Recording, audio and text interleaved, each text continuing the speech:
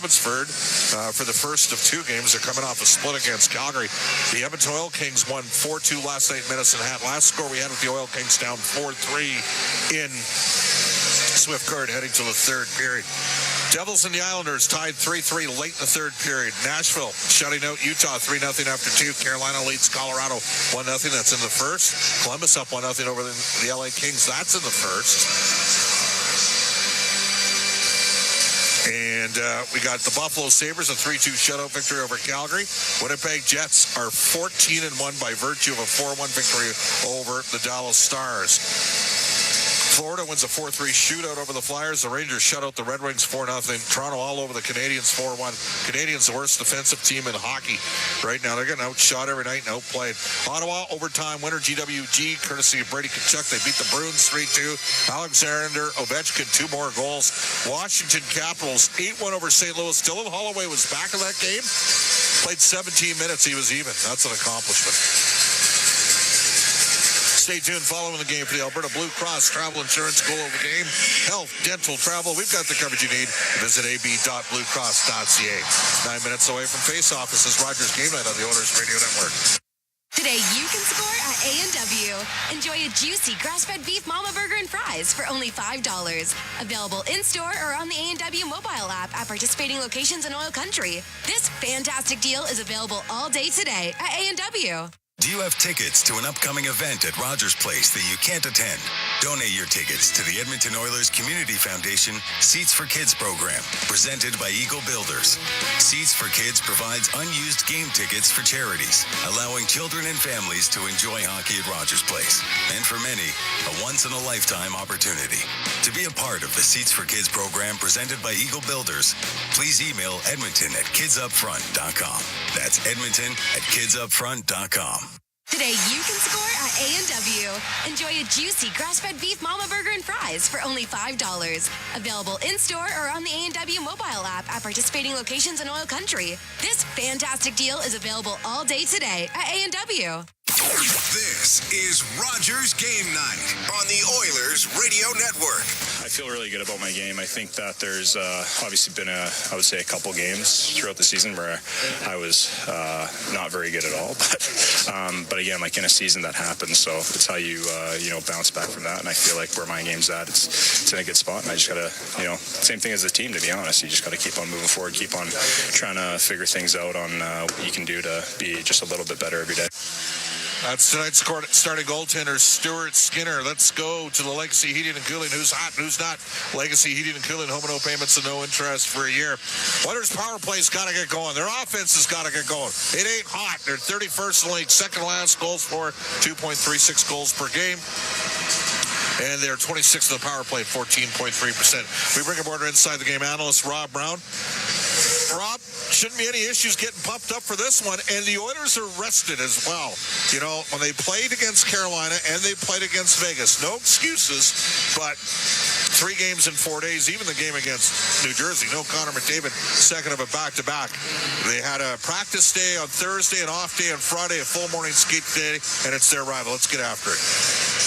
And throw in the fact that it's a team they don't like.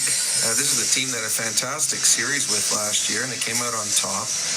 But there was some nastiness in that series. We said that before the Vegas game, the physicality needed to be better, and we thought it would be because it was a team in Vegas that brings out the anger in the Oilers. They went from 5 hits against Jersey to, 30-some against Vegas. Well, Vancouver, I do believe, brings out the best in the Oilers, too. This is a division rival. That they're going to be, before the season started, I thought Vegas, Vancouver, Edmonton were going to be your 3 teams in this division to be the top 3. So you're going to go through Vegas. You're probably going to go through Vancouver if you move on. Test yourself. Vancouver is playing better hockey. They started slow, but they're starting to find their stride. They're still looking for their stride, but they're rested. They're playing it against a division rival that they don't like. I expect a good effort from the Oilers, and they're going to need it because Vancouver is playing good. All right. Do you think it's just a matter of time with the offense, or do you think theoretically there's been some things not getting done that have undermined the success of the team? I think on the back end, defensively, there's some things that haven't been done properly. I think they've missed coverages. I think there's been miscommunication. And at times, a lack of effort. But up front, yeah, I do believe it's going to be just a matter of time. They have been, snake bit.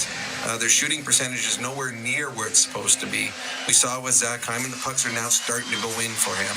They will for McDavid. They will for Nugent Hopkins. Their power play will find the back of the net. So, yes, I think it's a matter of time before the offense starts clicking. No better night than tonight. They need to get their power play going. And I've talked a lot at the beginning of the season that the Oilers' skilled players' power play, it bleeds into their 5-on-5. And Leon Draisaitl talked about it the other day. The touches they get on their power play, it starts to give you more confidence in your 5-on-5 play. So for the Oilers to score 5-on-5, I do believe they need to start being more successful on their power play. And we saw in the Vancouver series last year, the Oilers' power play scored them some big goals. I think tonight would be a good time to get their power play going in the right direction. All right, Rob, in 20 seconds or less, can you give me the Ford keys to the game? Brought to you by Ford, the official partner of the Edmonton Oilers, built Ford proud. Well, for the Oilers to win this game, I think they need to score in the power play. To score in the power play, you got to get on the power play. That means win races, win battles. I think the Oilers have not done a good enough job yet in forcing the refs to call penalties because they haven't been winning those battles. I think tonight, win battles, win races, force the Vancouver Canucks to haul you down, get on the power play and do what you do best, and that's score power play goals. That's our Inside the Game analyst, Rob Brown. That wraps up Rogers Game Night. Jack Michaels is ready to go. He's got the call up next. It's a rematch of last year's Pacific Division Final. The Oilers trailed 3 times in that series, came back to win it, didn't give up a lot in the final 2 games on route to a victory. Oilers and Canucks when we return on Ford Dealers NHL Hockey and the Oilers Radio Network. Sportsnet Plus is your ultimate destination for Oilers games. Stream more matchups than anywhere else. Spectacular! Catch Oilers action all season. Plans starting at $19.99 a month. Subscribe now at sportsnetplus.ca. When the Oilers are on the ice, the big hits are a part of the game.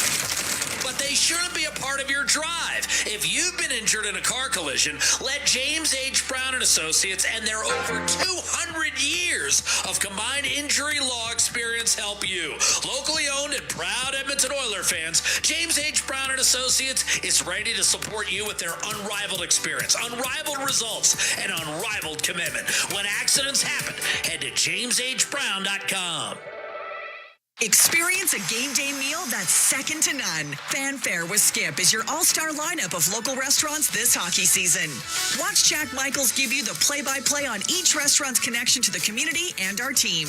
Visit EdmontonOilers.com/skip to watch this month's episode with PM Lounge. Then open your Skip app and tap it and order with exclusive fan access to a deal each game day during the month. Did somebody say Skip? Proud partner of the Edmonton Oilers. Help turn off hesitation, turn off doubt, turn off fears. The YMCA is a charity that helps people turn off whatever's holding them back so they can let their potential shine. With your support, you can help us turn on confidence, connections, and possibilities. Whether it's supporting families, building life skills, or fostering well-being, the YMCA offers a wide range of programs that empower people to shine their brightest. Visit our website to see how you can help today. Sportsnet Plus is your ultimate destination for Oilers games. Stream more matchups than anywhere else. Spectacular! Catch Oilers action all season. Plans starting at $19.99 a month. Subscribe now at sportsnetplus.ca. We stand on guard for thee.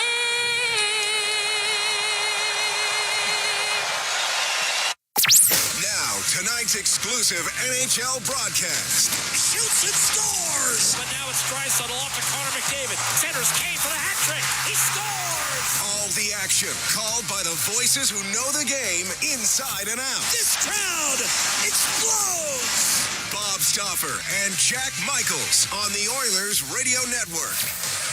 6 months ago, we had ourselves a hell of a playoff series and a hell of a Game 7 right in this building, Rogers Arena, downtown Vancouver. Now, the weather was a little bit different. It was bright and sunny and beautiful before and after. Not so much from the moment Edmonton has arrived in Vancouver, raining sideways, as one would expect in November. The Oilers, the Canucks, the rematch of last year's terrific second-round series. It starts right now with Ryan Nugent-Hopkins facing off against Elias Pettersson. Alongside Bob Stauffer, I'm Jack Michaels, and this is your Legacy Heating and Cooling broadcast booth high atop Rogers Arena. Nugent-Hopkins flanked by Adam Henrique and Connor Brown. Defensively, Kulak and Emerson Stewart Skinner against Kevin Lankinen in net. And Nugent-Hopkins, who's had a good year in the face-off circle, wins the draw. These are two of the better teams in the league when it comes to face-offs point blank. So we're going to have some good battles in the circle. We're going to have some good battles all around the ice tonight. Edmonton in the white, Vancouver in the 90s vintage sweaters. The brown with the, I guess you could say, yellow and red trim. Kirk McLean style, and an errant toss from Quinn Hughes, looking deep for Jake DeBrusk, who, of course, starts this game for the Vancouver Canucks on a 3-game heater. He's got goals in 3 straight. Vancouver at 7-2-3. Edmonton 6-7-1. And right off the hop here, we've got Skinner McDavid and Zach Hyman for an offensive zone face-off. Icing against Vancouver 30 seconds in. Well, Connor McDavid be the first to tell you he's got to get going too here. McDavid wins the face-off. Back to Bouchard. A shot redirected by McDavid just off the side of the net. And historically, McDavid has had some tremendous games against Vancouver. And here he's drawn a hooking call. They're going to say holding against Quinn Hughes, the captain. McDavid nearly tipped in the Bouchard shot. He draws a penalty. And Edmonton, who's only had one power play opportunity in 3 of the last 4 games, gets one early here. Well, think of the sequence. Canucks ice the puck. Oilers get an ozone face-off win, get a great look off of it to Bouchard, deflected by McDavid. Frankly, unlucky that it didn't end up in the net. Now Edmonton gets a chance in the power play. 10 points in his first 11 games last year as well for Connor McDavid, and then he exploded to a 132-point campaign. He'll line up with Hyman in the slot. Draisaitl takes the face-off against Teddy Bluger, and off the draw, the puck curled free and cleared ultimately by Pius Suter of Vancouver, who's dressing 11-7 tonight. 11-4-7 defenseman. Noah Juleson is the 7th D-man. Here's McDavid in from the left-hand side. Nugent-Hopkins kicks it back to Bouchard. Leon Draisaitl was worked off the puck by Suter, and he'll clear it down the left-hand side. The Atco Power Play brought to you by Alberta's trusted retailer. That's Atco Energy. Without, of course, Brock Besser tonight. Now, he missed Game 7 last year as well due to a blood clot issue. He was checked in the head by Tanner Jeannot the other night in Los Angeles when Vancouver beat the Kings 4-2. Jeannot got a 3-game suspension, and Besser out indefinitely. A clear by the Canucks back through center. And Edmonton, who has not had problems getting set up for the most part this season, it's been in zone where their problems have occurred. And now the crowd wanted a call as Garland went down. McDavid to Draisaitl, and he forced one wide. Kiefer Sherwood, the NHL's hits leader, able to clear up the left wing boards. Bouchard able to stymie any sort of shorthanded rush, so it's McDavid back across the line left to right. Little give and go with Draisaitl. McDavid a shot. Stick save made. Rebound Lankinen watches it roll to the corner. Miller poked it free. McDavid is there. Gives it up for Draisaitl. Right face-off dot. Still a healthy 30 seconds left on the Atco power play. McDavid back to Matthias Ekholm. Now McDavid, top of the circle. Draisaitl one-timer, short side save made. Rebound, tried to stuff it in tight. And that's where Edmonton's problems have been. Here's Nugent-Hopkins up high between circles. Pass, an errant one looking for Draisaitl. McDavid double team down low. Philip Roenick trying to get it clear. JT Miller fails to get it done. Ekholm weaves his way, top of the circles, moves into Draisaitl, fanned on one pass, then put it between the legs of Niels Oman. Draisaitl got it back. McDavid in tight, tried to stuff it, still loose, poked wide. Draisaitl scores. Loose puck, Draisaitl able to scoop it underneath the bar. And Edmonton able to convert the power play into a 1-0 lead. That'll be Draisaitl's 10th of the year, and he now has a point in 18 consecutive games in this building. Hard net drive there by Connor McDavid. Don't think it's going to get challenged. And they're waiting for Rick Tocchet here. It's going to be a good goal. Oilers with the lead. Power play goal. McDavid and Hyman, the helpers, on Draisaitl's 10th. He now has 12 goals and 27 points in his last 18 trips here. And he was a tour de force in the series last year as well, averaging 2 points per game in Edmonton's eventual 7-game victory. So the penalty to Hughes, and Vancouver had a chance to get that puck out, Bob. Yep. They did it, and they paid for it. That cost them. Canucks will get it in deep. Stetcher ridden against the boards, Teddy Bluger.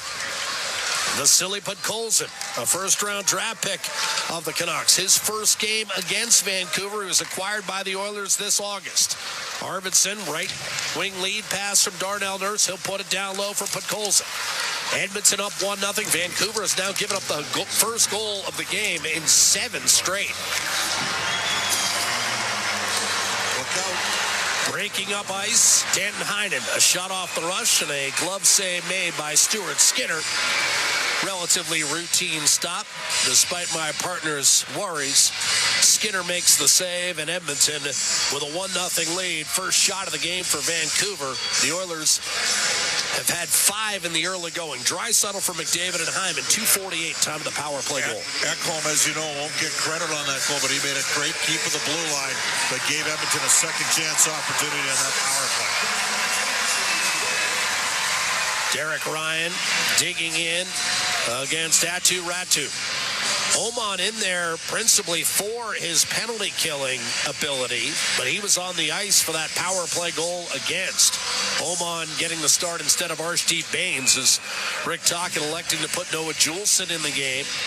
Like Podkolzin, a first-round pick that didn't pan out in his original team, the Montreal Canadiens. Juulsen actually was acquired by Vancouver for another first-round guy that didn't pan out, and that was Olli Juolevi, only that was a top-5 pick, and Räty with a shot that's deflected out of play off the face-off. What do you think? You know, what would have happened if Edmonton, Puljujarvi 4, Vancouver 5, Juolevi, either one of those teams had gotten Matthew Tkachuk?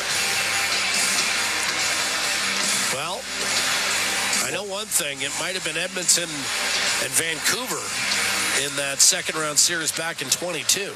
Off the draw, Draisaitl able to win the face-off. Darting up the right-hand side is Darnell Nurse. A bouncing puck corralled by Räty. And you never know. Maybe Matthew Tkachuk never ends up in the Sunshine State. Here's Draisaitl battling in the corner to extract that puck. It's played out to Tyler Myers.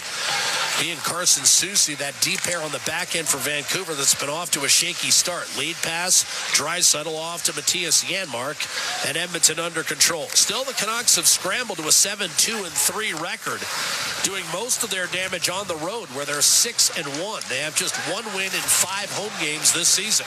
Lead pass, Corey Perry is offside for Matthias Ekholm as he backed in. 4 1/2 gone by in the first period. And the Edmonton Oilers, on the strength of a power play goal by Leon Draisaitl, have a 1-0 lead. And that's Leon Draisaitl's 300th power play point. The only guys with more points on the power play than Leon Draisaitl since he entered the league in the 2014-15 campaign, well, Connor McDavid and Nikita Kucherov, who, along with Leon Draisaitl, I think those are all the scoring champions for about the last half-decade as well. JT Miller wins the face-off. Soucy across to Ronick, and he'll wrist one down deep. Does Kucherov have 2? McDavid has 4 or 5, and Draisaitl 1 over the last 8 years. Isn't that right there, partner? Right. Yep, you got her.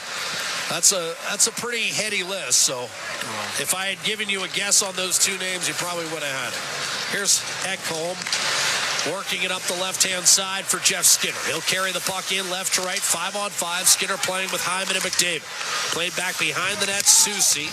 A jittery turnover. Bouchard tries to stash that one in front. It was broken up. Bouchard shined in the postseason series between these two teams last year. He had 4 goals and 11 points. Jake DeBrusk hustles it up the left-hand side. Soucy, sharp angle shot and a save made by Stuart Skinner, hugging that near post. Skinner 3-5-1 with a save percentage of .885 coming in. Lankinen is probably Vancouver's team MVP in the first 12 games. A clear by Edmonton, brought back in by Hughes. Long distance shot from the point, a save. Skinner gave up a rebound, though he didn't have to, and it's played back to Juleson as Vancouver keeps it alive. Hughes' shot blocked by Adam Henrique, and he'll have to regain at center. Slippery as ever, dishes off to Höglander. That was close to offside. Elias Pettersson swings it over to Hughes. Top of the left circle, shoots, and that's fought off by Skinner. And Hughes has really improved that shot from the point. Last couple summers, according to Rick Tocchet, Hughes has just been pounding pucks, and as a result, he's developed as a real scoring threat from the blue line, as evidenced by his 17 goals last year. And a good play by Connor Brown, forcing it up the middle for Stetcher, and now Draisaitl hard to the hole, taken away by Brandstrom. A clear, delivered by Teddy Bluger up to Kiefer Sherwood. He'll send it in deep.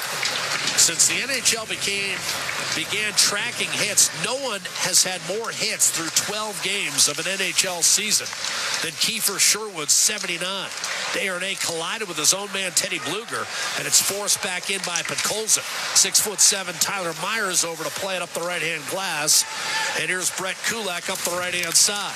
Arvidsson poked away by Myers. Myers and Desharnais out there. You've got more than 13 feet of defensemen. Here's Ratu up the right-hand side. Centering pass intercepted by Kulak. Ratu kept it alive for Brandstrom, who's much more diminutive than either Myers or Desharnais. He held the zone, albeit momentarily. JT Miller will bring it back in. The Pittsburgh native rides Emberson against the boards. Draisaitl in the vicinity, off to Victor Arvidsson. Edmonton 1, Vancouver 0. Draisaitl with a power play goal to give the Oilers the early lead. Bumped in by Arvidsson.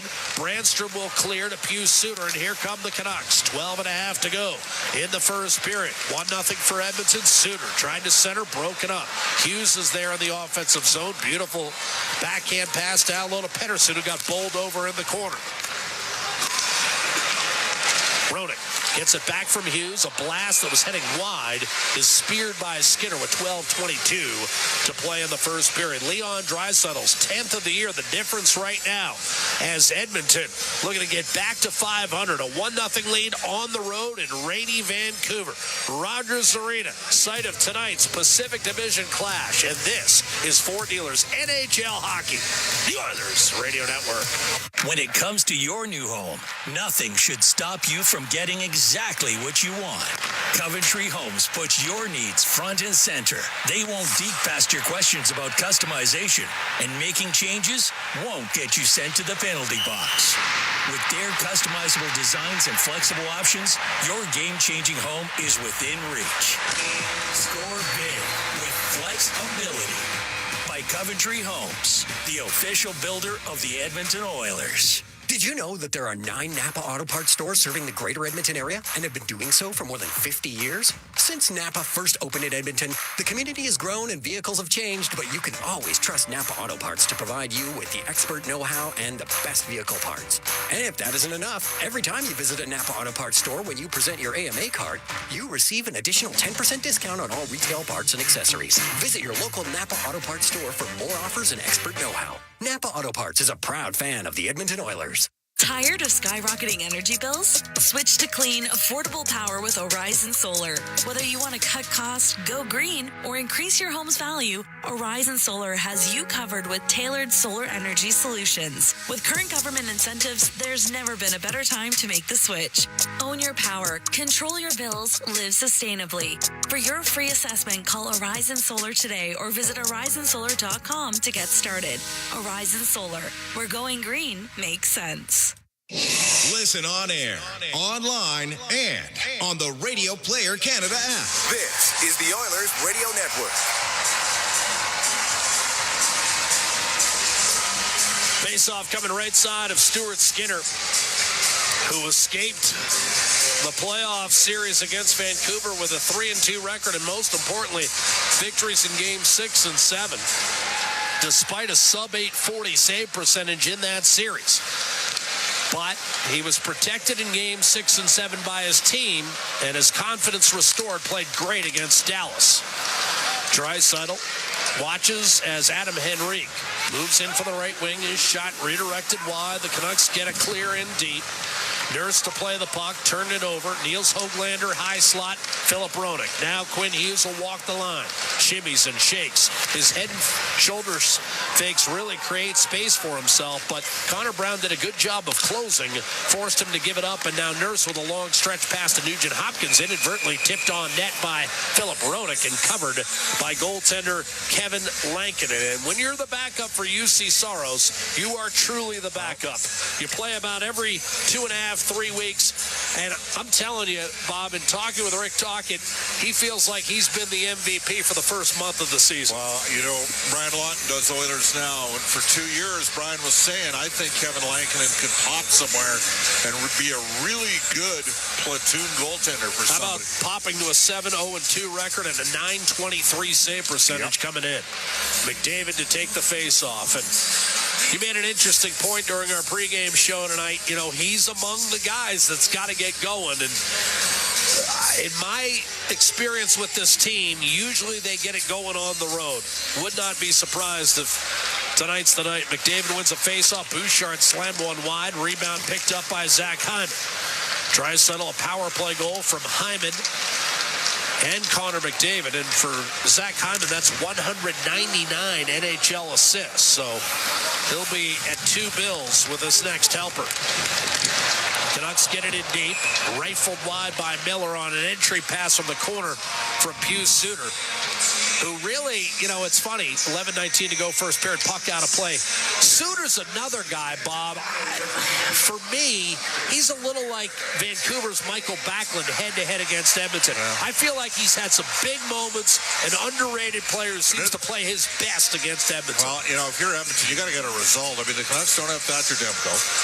And they don't have Brock Besser, again, as they did it in Game 7. And then add Dakota Joshua, who became a very effective player for them last year. So, I mean, the Oilers don't have Evander Kane, but we're not talking, I mean, the combination of those three players, this team's going to get way better.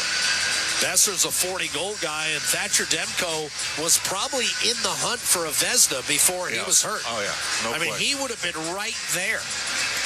And so you start talking about the Canucks. Well, you know, they made it on mirrors last year. Well, they still had a 100-point player, the Norris winner, and maybe a Vezina guy. And they had the coach of the year off the draw. Quinn Hughes, 45-foot wrist shot is held by Skinner up near his clavicle. So we know Evander Kane's going to come back at some point and change the dynamic of the Oilers forward. And at some stage, Stan Bowman's going to get another defenseman in Edmonton as well. The Oilers just got to play better. I mean, it's their top-end guys got to get going here. Draisaitl against Teddy Bluger. Again, Edmonton 31st in the league in scoring, despite being second in shots on goal. And a hand pass will be whistled against Bluger off the face-off. Well, and a face-off will come into the neutral zone. When you're dead last in shot percentage, Jack, that's not good. Especially when you combine that. Well, they're fourth in shots against. They've been pretty good, but they're only 22nd in goals against. Yeah. So the goaltending has to get a little bit better, too. Yeah, and, you know, they're 29th in save percentage. That's not going to cut it. Well, there you go. I mean, you're bottom 4 in the league. In some respects, 6-7-1 doesn't sound so bad. It's almost amazing that they have that record. 26th on the power play, dead last on the penalty kill. Bluger wins the face-off, wristed down deep by Philip Roenick.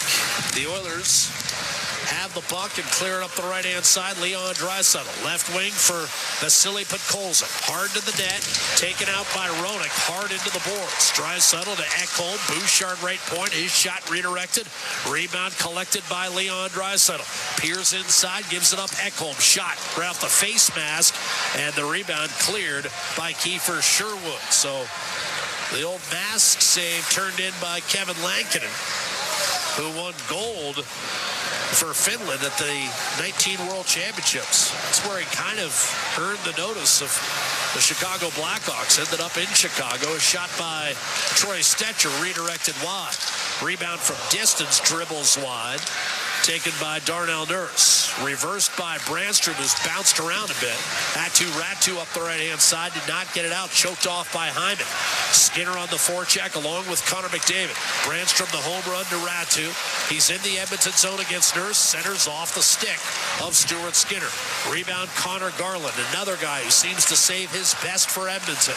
Nurse will toss it back through center. Scooped up by Juleson, and then offside, McDavid and Skinner. A late shot on McDavid by Carson Soucy, and that was noted by Jeff Skinner. 9:53 to go in the first period. The shots are 7-6 Edmonton. The Oilers have gotten one to go in, and that was Draisaitl on the power play, his 10th. The difference right now, it's Edmonton 1, Vancouver no score. We're live from Rogers Arena in Vancouver, BC with Ford Dealers NHL Hockey, the Oilers Radio Network. Be a savvy Edmonton hotel shopper. Book through Edmonton'sBestHotels.com and receive up to $225 in cash rewards. There are over 55 member hotels to choose from, offering their best value rates. Edmonton'sBestHotels.com. Rewards with every booking. Hey, Paul Brandt here. As a musician, I'm drawn to the sounds of this great province. Whether it's the wind blowing down the Rockies, the rustling of grass across the prairie, or the sweet sound of a Ford Super Duty, it's all music to my ears. Speaking of Super Duty, with heavy-duty performance that's built for getting the job done right, it's no wonder this truck has Albertans singing its praises. The 2024 Ford Super Duty is available now at your Alberta Ford dealer. Just head on in today and tell them PB sent you. When was the last time your electricity and natural gas provider made you feel like this?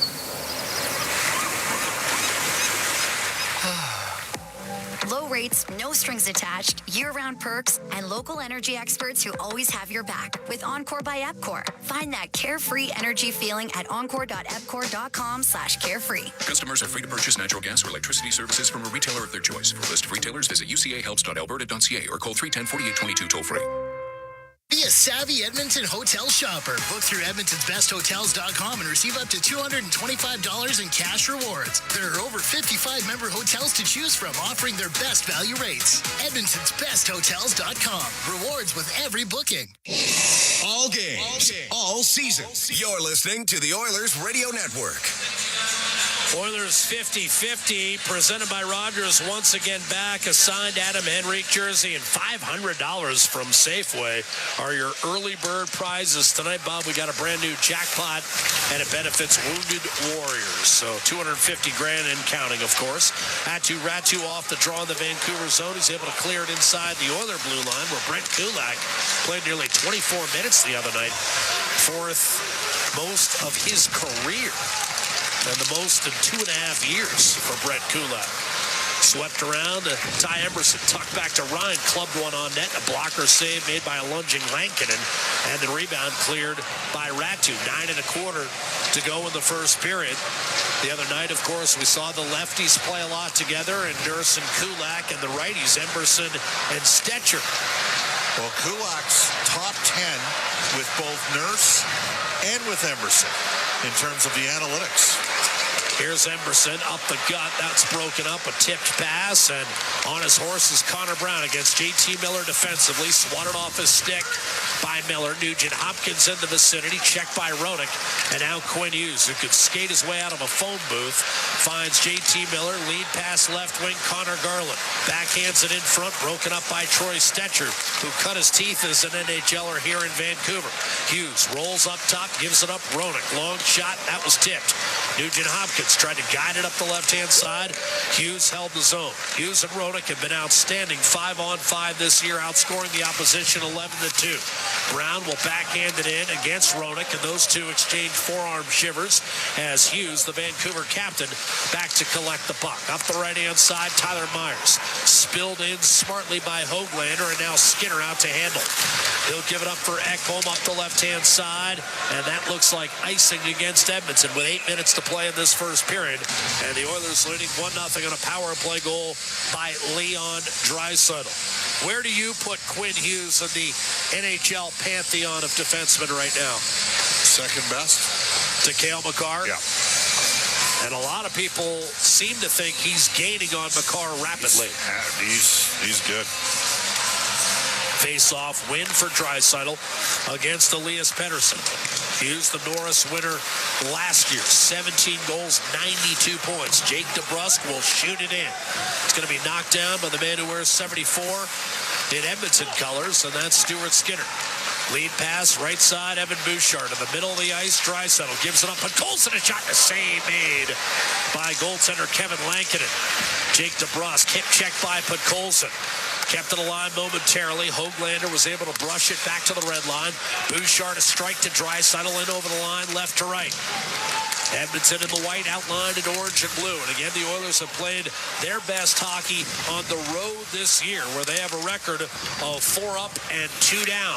Just 2-5-1 on home ice. They've got home games next week against the Islanders and the Nashville Predators. Here's Bouchard. Draisaitl. A little give and go. They're tired. Played back to center. Here's Matthias Ekholm. Fires it in from center. Go ahead. What were you going to say about it? They needed to change that line. They've been out there for a while. Canucks, hard rim up the left-hand side by Brandstrom, settled down by Jeff Skinner. He'll nudge it back in, got blasted by Sherwood against the boards, and that's laid up the left-hand side. McDavid able to take over for Edmonton. Kulak over to Nurse, and then back to Kulak. Playing the right side, cuts to his left, hits Skinner, poke checked off the stick. Kulak will follow it up and power it down low for Zach Hyman. He's reeled in by Tyler Myers. Might have gotten away with a hole. Captain Connor McDavid backhands it to Nurse. Over to Kulak. Skates to the high slot. Around Sherwood. Now shadowed by Danton Heinen. And that's gloved by Kevin Lankinen. A little floater that was tossed up there with 6:09 to go in this first period. And Edmonton holding a 1-0 lead against the Vancouver Canucks, who, remember, swept the regular season series from Edmonton for only the second time in the club's 45-year history of playing one another. The other time was 2015, a year that Bob and I have medically had cleared from our memory banks. It's actually been erased. It's until April. Yes, April 18, 2015 was a pretty good day. Face-off, right-hand side. But that 14-15 campaign, you and I like to pretend never occurred. Yeah. A lot of 7-ups after games, let me tell you. Derek Ryan against Aatu Räty. Here's Carson Soucy up to Elias Pettersson. I think it was that year where I learned what the definition of a sugared rib was. You brought me up to speed on that. Derek Ryan back to center. Troy Stetcher, left-hand side for Nurse. One thing about Bailey's, it's tough to detect.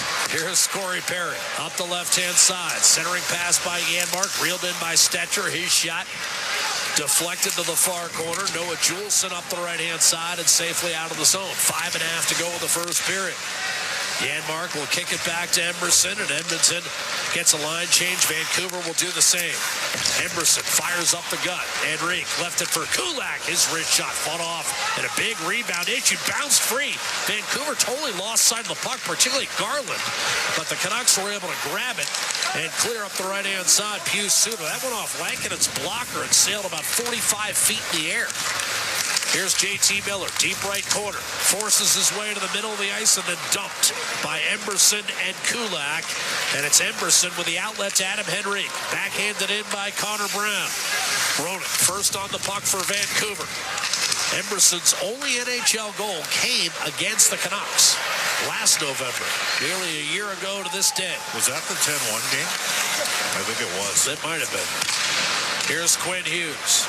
Forced off. Connor Brown getting harassed by Danton Heinen. Puck winds up behind the net. Tyler Myers. Lankinen gives Connor Brown a close look. Brown had it hacked away by Heinen, who then nearly coughed it up to Draisaitl. Tyler Myers back on the puck for Vancouver. Cuts to his left. And now eventually will backhand it down deep. Matthias Ekholm up the left-hand side. Podkolzin. Arvidsson. Leon Draisaitl to Bouchard, back to Draisaitl, centering pass, and ultimately that's going to be held by Lankinen with 3:57 to go in the first period. And we've got a 1-0 game in favor of the Edmonton Oilers. Leon Draisaitl, the power play goal, Vancouver, riding a 3-game winning streak. Edmonton looking to avoid a 3-game losing streak. It's the Oilers 1, the Canucks nothing. This is Ford Dealers NHL Hockey, live from Vancouver's Rogers Arena, the Oilers Radio Network.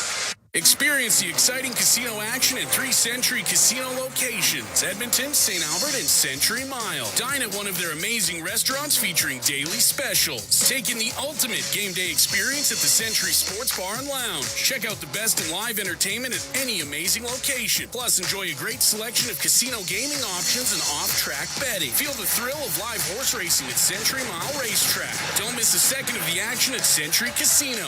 Come for the action. Stay for the fun. Legacy Heating and Cooling jingle auditions, take 1 for Gene Principe. Are you ready, Gene? Ready. I'm not just here to make a thermo a couple of bucks. I'd never just microphone it in. Take 1. Call Legacy.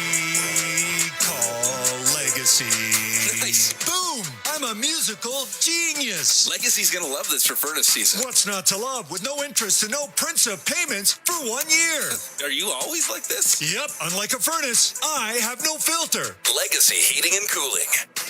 Athletes know that to advance your career, you've got to be part of a winning team. So, what about you? Are you working for a winning team? Well, here's your chance to do just that. Brandt is a strong and stable industry leader with career opportunities across Canada. We have hundreds of positions available right now, from parts, sales, positioning technology, heavy-duty mechanics, and more. Be a part of a winning team. Earn your stripes by joining Brandt today. Find out more at BrandtJobs.com. Listen on air, online, and on the Radio Player Canada app. This is the Oilers Radio Network. 3:57 to go first period. Oilers have outshot the Canucks 10-6 thus far and lead 1-0 on a power play goal by Leon Draisaitl. Jack Michaels and Bob Stauffer with you live from our Legacy Heating and Cooling broadcast booth. Off the draw, Höglander. Pettersson forces it back through the middle, and now you've got Höglander. Burst of speed, left side, drag move, shot, juggled, held. Skinner up near the collarbone, and he'll freeze it with 3:42 to go in the first period. Don't want to give him anything cheap and easy. Höglander, a little drag move to the middle. Edmonton started this game with a third line. Your starting lineup brought to you by our friends at Coventry Homes. Flexibility within reach. Get back in the game with customizable designs by Coventry, the official builder of the Edmonton Oilers. Then on his first shift, Connor McDavid drew a penalty against Quinn Hughes and then set up Draisaitl on the ensuing power play. For the only goal, off the draw, Jake DeBrusk rolls his way up top. Here's a shot from the point. That skips wide. Rebound, back to Vinny Desharnais. Last 2 years an Oiler, the 7th round pick, worked his way up. Originally a walk-on at Providence College, got a scholarship, eventually made the Oilers. Late round pick. And now in Vancouver. Slammed in, coming the other way by Victor Arvidsson, settled for Carson Soucy. Weakly up to Jake DeBrusk. He'll skate to center. DeBrusk, after several years with the Boston Bruins, 7 to be exact, angled off the puck. Matthias Ekholm right-hand side for Hyman. And it's McDavid through the middle of the ice. Cuts to his left, around Roenick. Beautiful spin move, and a backhand centering pass for Hyman was partially disrupted. But again, McDavid showing you flashes. Here's Quinn Hughes up through center. He'll hoist it in deep. Connor Garland in on the forecheck. Backhanded through the middle by Ekholm, and that's tracked by Roenick. Just inside the blue line with 2.5 to play in this first period. Quinn Hughes, soft toss behind the net. Ekholm will backhand it over to Bouchard. McDavid flicks it back to his teammate. Bouchard across this time to Ekholm, and Edmonton wants a line change. So Ekholm and Bouchard will bide time in their own end. Onto the ice is Derek Ryan, 4th line out. Janmark and Corey Perry. The outlet pass completed by Brandstrom to Kiefer Sherwood. He'll glide to his right-hand side, send it in deep. Kulak under control, up the left-hand side. Janmark fires it across. Emberson jumps up to center ice, poke checked away at the blue line, but Ryan is there with secondary support. Tyler Myers to his right will find Brandstrom. And now Brandstrom regrouping as Myers wants a change. Tyler Myers, one half of The only set of brothers ever to play in the NHL and NBA. Quentin Grimes is his brother who plays for the Dallas Mavericks. Up the right-hand side, JT Miller. Around the right-hand side, of course, there's the father-son, Popeye Jones, and Seth and Caleb, but not brothers. 4 players in the corner. They continue to grapple. And it's Carson Soucy in the offensive zone. But we tried to give it back to Teddy Bluger. Picked off and cleared by Ryan Nugent-Hopkins. Soucy inside his own blue line with a minute to go in the first period. Set up the left-hand side by Desharnais. Bounced by Bluger too far beyond the goal line. That's icing against Vancouver. And this is how that original power play occurred. The Oilers got an offensive zone draw. Now they're going to go McDavid, Draisaitl, and Hyman. Final minute, first period, 5-on-5. Shots are 10-7 for Edmonton. Both teams have won 8 faceoffs, Jack. Look at the hits. It's 13-1 Vancouver with the hits. Well, what was it in Nashville for a while? It was 28-3 at one point in favor of the Preds. Edmonton not credited with a whole bunch of hits this year. I believe they're in the bottom 5 off the draw. It'll be to the right of Kevin Lankinen, the Vancouver goaltender. Draisaitl, the owner of the game's only goal, will line up against Bluger. Chris Knobloch, this is typical after a successful killer in the final minute. Ozone draw. Draisaitl wins the faceoff. McDavid funnels back to Ekholm. Now takes a pass from Bouchard. Tried to go between the wickets of DeBrusk. That was blocked. So McDavid dials it up, goes down low to Draisaitl, coming off the goal line. He'll move it to Bouchard in the high slot. Pressure from DeBrusk leads to a bad pass, and Heinen went belly down, but he put too much on it. This is going to be an icing call against Vancouver with 34 seconds to go. And Edmonton, another ozone draw.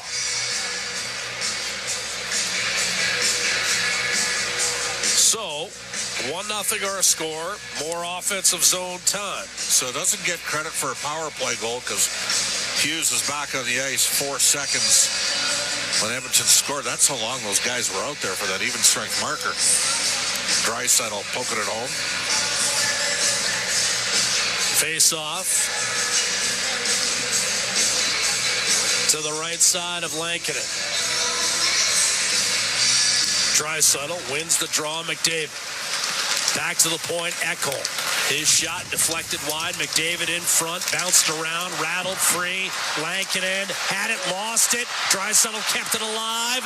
Bouchard from Ekholm. 20 seconds. Ekholm a blast. And that was blocked. Lankinen has no stick, but it's tossed out by Soucy in Vancouver. Extremely fortunate that the Oilers didn't find a loose puck and bang that home. Draisaitl ended up with no helmet. Had to skate to the bench as Ekholm wires it off the plexi behind the Vancouver net, and that'll be all. The horn goes, and it's 1-0 Oilers after the opening 20 minutes of play. Draisaitl his 10th from McDavid and Hyman. 2:48 time of the power play goal. Well, a positive start and an 11-7 spread on the shot clock for the Edmonton Oilers, who were sniffing around for a second goal after a couple of Vancouver icings in the final minute of that opening frame. And they got their top guys on the ice, and frankly, Kevin Lankinen was really good. And end result was that we're only at a 1-0 game because the Oilers could have easily scored 2-0. Brett Kulak, you mentioned, he's playing a ton right now for the Oilers. 24 minutes in the last game. Analytics numbers are off the charts for him, Jack. I mean, he's playing. He usually plays some of his best hockey come playoff time. All right, stop kissing him now that you know he's listening. Brett, how are you? 24 minutes the other night. I imagine you were in the coach's office the next day asking for 28. Yeah, it's trending in the right direction. I got cough smiling over here as you say that. Yeah, you got to push for the ice time, that's for sure. You got to be wanting to get ready to hop the boards and make your shift count, and that's how you get more ice for sure. So, all right. So, yeah. How different is it when you're paired with Darnell? One of you's got to play the right side, and then you're out with Emerson, and you're on the left side. Yeah, it's I don't know. I find myself on both sides of both guys. So we're playing pretty good hockey. I like playing with them both. They both skate really well and are smart players, and we can cover a lot of ice when we're just moving and playing the way we are. And you know what? I think we're doing a pretty good job. Any extra bite to this one now that a playoff series has been involved? Yeah, I think so. It's a little chippy. We don't like these guys, and I don't think they like us too much. And they're a good team, and it's a good challenge for us. And you got to elevate your game. That's for sure. Brett, appreciate your time. Okay, thanks. That's Brett Kulak, who joined us mid-stride there, and obviously is a guy that I think for a couple of weeks now, Paul Coffey has been looking to get him some more minutes because similar to Nugent Hopkins, when you go with the three-headed monster, sometimes you don't find enough ice time for Nugent Hopkins. Same goes for Brett Kulak. When he's on a third pair with Emberson, I think the thought process is, well, I don't want to play Brett Kulak only 15 or 16 minutes. Let's pair him with Nurse and find him some extra minutes. That's how I read that situation. So here's how I see it. I think everybody in Edmonton saying the Oilers need a second pairing right shot defenseman. And right now, their best second pairing right shot defenseman is their third pairing left shot defenseman. Yeah. And that's Brett Kulak. And think back to when Kulak was in Montreal, sort of established himself as a player during that upset of the Maple Leafs. And they talked about the trident with the Canadians, right? It was Shea Weber, Ben Sherratt, and your old friend Jeff Petrie. And a couple of righties, right? And then obviously Sherratt being a heavy presence. And Weber was a special player, but Kulak was kind of a guy that mixed and matched with a couple of those guys at times. And he's been taking on a greater share of the responsibility, a greater workload. And he's been very good come playoff time. And really, Jack, I got to tell you, since he turned the puck over against Nashville on that power play goal that they scored, since then, he's played really well. We know the Canucks are going to have more juice. I didn't mind what we saw out of Edmonton. I thought that period was played at the Oilers' pace. And Edmonton with a 1-0 lead as a result. Draisaitl power play goal early, again established by an early icing call against the Canucks. McDavid out there in the offensive zone draws a penalty against Quinn Hughes with their best player in the penalty box. Vancouver gives up a power play goal to Draisaitl from McDavid and Hyman, his 10th at 2:48 of the first period, the game's only goal. And it's an Edmonton club that's still kind of looking for, I guess, full steam ahead offensively, but they also tighten the hatches defensively. Stuart Skinner, by my count, had to make one quality save in that period. It was not a period of plenty with chances if you're a Vancouver Canucks partisan, which of course you're not if you're listening to us. Now, we've got, what do we got? We got Bryn and Rob waiting in the on-deck circle. They're on the other side of this break. We'll take it live from Vancouver. It's the Oilers 1, the Canucks no score. 20 minutes complete. The Oilers Radio Network. Do you have tickets to an upcoming event at Rogers Place that you can't attend? Donate your tickets to the Edmonton Oilers Community Foundation Seats for Kids program, presented by Eagle Builders. Seats for Kids provides unused game tickets for charities, allowing children and families to enjoy hockey at Rogers Place. And for many, a once-in-a-lifetime opportunity. To be a part of the Seats for Kids program presented by Eagle Builders, please email edmonton@kidsupfront.com. That's edmonton@kidsupfront.com. CHED Edmonton. You asked us, and we listened. Oilers Now is on the ice 1 hour earlier at 4 p.m. Only on 880 CHED, the official voice of Oilers hockey. A Chorus Entertainment radio station. It's our YEG with 880 CHED. Time for forechecking, family fun, and fuzzies as your Edmonton Oil Kings battle the Red Deer Rebels November 24th in the annual Teddy Bear Toss. Skate by the box office by entering at 880ched.com. Then join the Salvation Army on November 21st at the Fantasyland Hotel for their Hope in the City dinner, launching the annual Christmas Kettle campaign. For more info, tickets, or to donate, visit salvationarmy.ca. For details on these and more events, visit 880ched.com. At the intermission, brought to you by End of the Row Flooring Centers. Let's get flooring. Draisaitl got it back. McDavid in tight, tried to stuff it. Still loose, poked wide. Draisaitl scores. Loose puck, Draisaitl able to scoop it underneath the bar. and Edmonton able to convert the power play into a 1-0 lead. That'll be Draisaitl's 10th of the year, and he now has a point in 18 consecutive games in this building. And that's our Highlight Zone, brought to you by Century Casinos. All in, all games, all season. Century Casinos with 3 great locations in Edmonton, St. Albert, and right next door to the Edmonton International Airport. Welcome to the Winner's Zone. Welcome to the first intermission. Bryn Griffiths at Studio B, and remotely tonight from St. Albert is Rob Brown. How you doing? I'm doing well. That was a good period for the Oilers. It certainly was. Yeah, it's unfortunate. Wasn't a power play goal, Bryn, but it was more or less a goal that they scored on the power play, just created from chance after chance. They had a number of good looks in that first 20 minutes. Good defensively. Stuart Skinner wasn't tested much. This was exactly the road period that the Edmonton Oilers needed to start with here in Vancouver. Yeah, really good intensity. It's funny because Bob was saying that the morning skate, and you'll laugh at this because you've been through a million of those, the morning skate was a little sloppy, maybe a little unorganized, but they came out and really good intensity, huh? It was, and I think the fact that they're playing the Canucks in the 7-game series last year, and the way that the Oilers started the season, and the way that the Vegas game ended, so many different variables just played into. They needed to come out and have a little bit of hunger, a little bit of desperation against a good Canuck team, and they did that in the first 20 minutes. That was an excellent way to start a game for the Edmonton Oilers. Just have to continue with it. Leon is having, that's 10 goals for him. That wasn't a power play goal, as you pointed out, but he's sure great in tight like that, is he not? Well, he's great in tight. He's great from distance. He's great on breakaways. Yeah. He's one of the best in the world. And on that play there, nice play by Connor McDavid, taking the puck across the crease. That took the goaltender and the defenseman with him. And then when the puck comes back to Leon's side, if he's got any time at all, he's going to make sure that puck gets into the back of the net. And we've talked about players who have started slowly this season. Leon's not one of them. Leon's had a nice start to the season, 10 on the season already, and a big goal, an important goal for the Oilers. The other thing, too, I've noticed that in the hit department, it was 13-1 for the Canucks, but it didn't feel that way.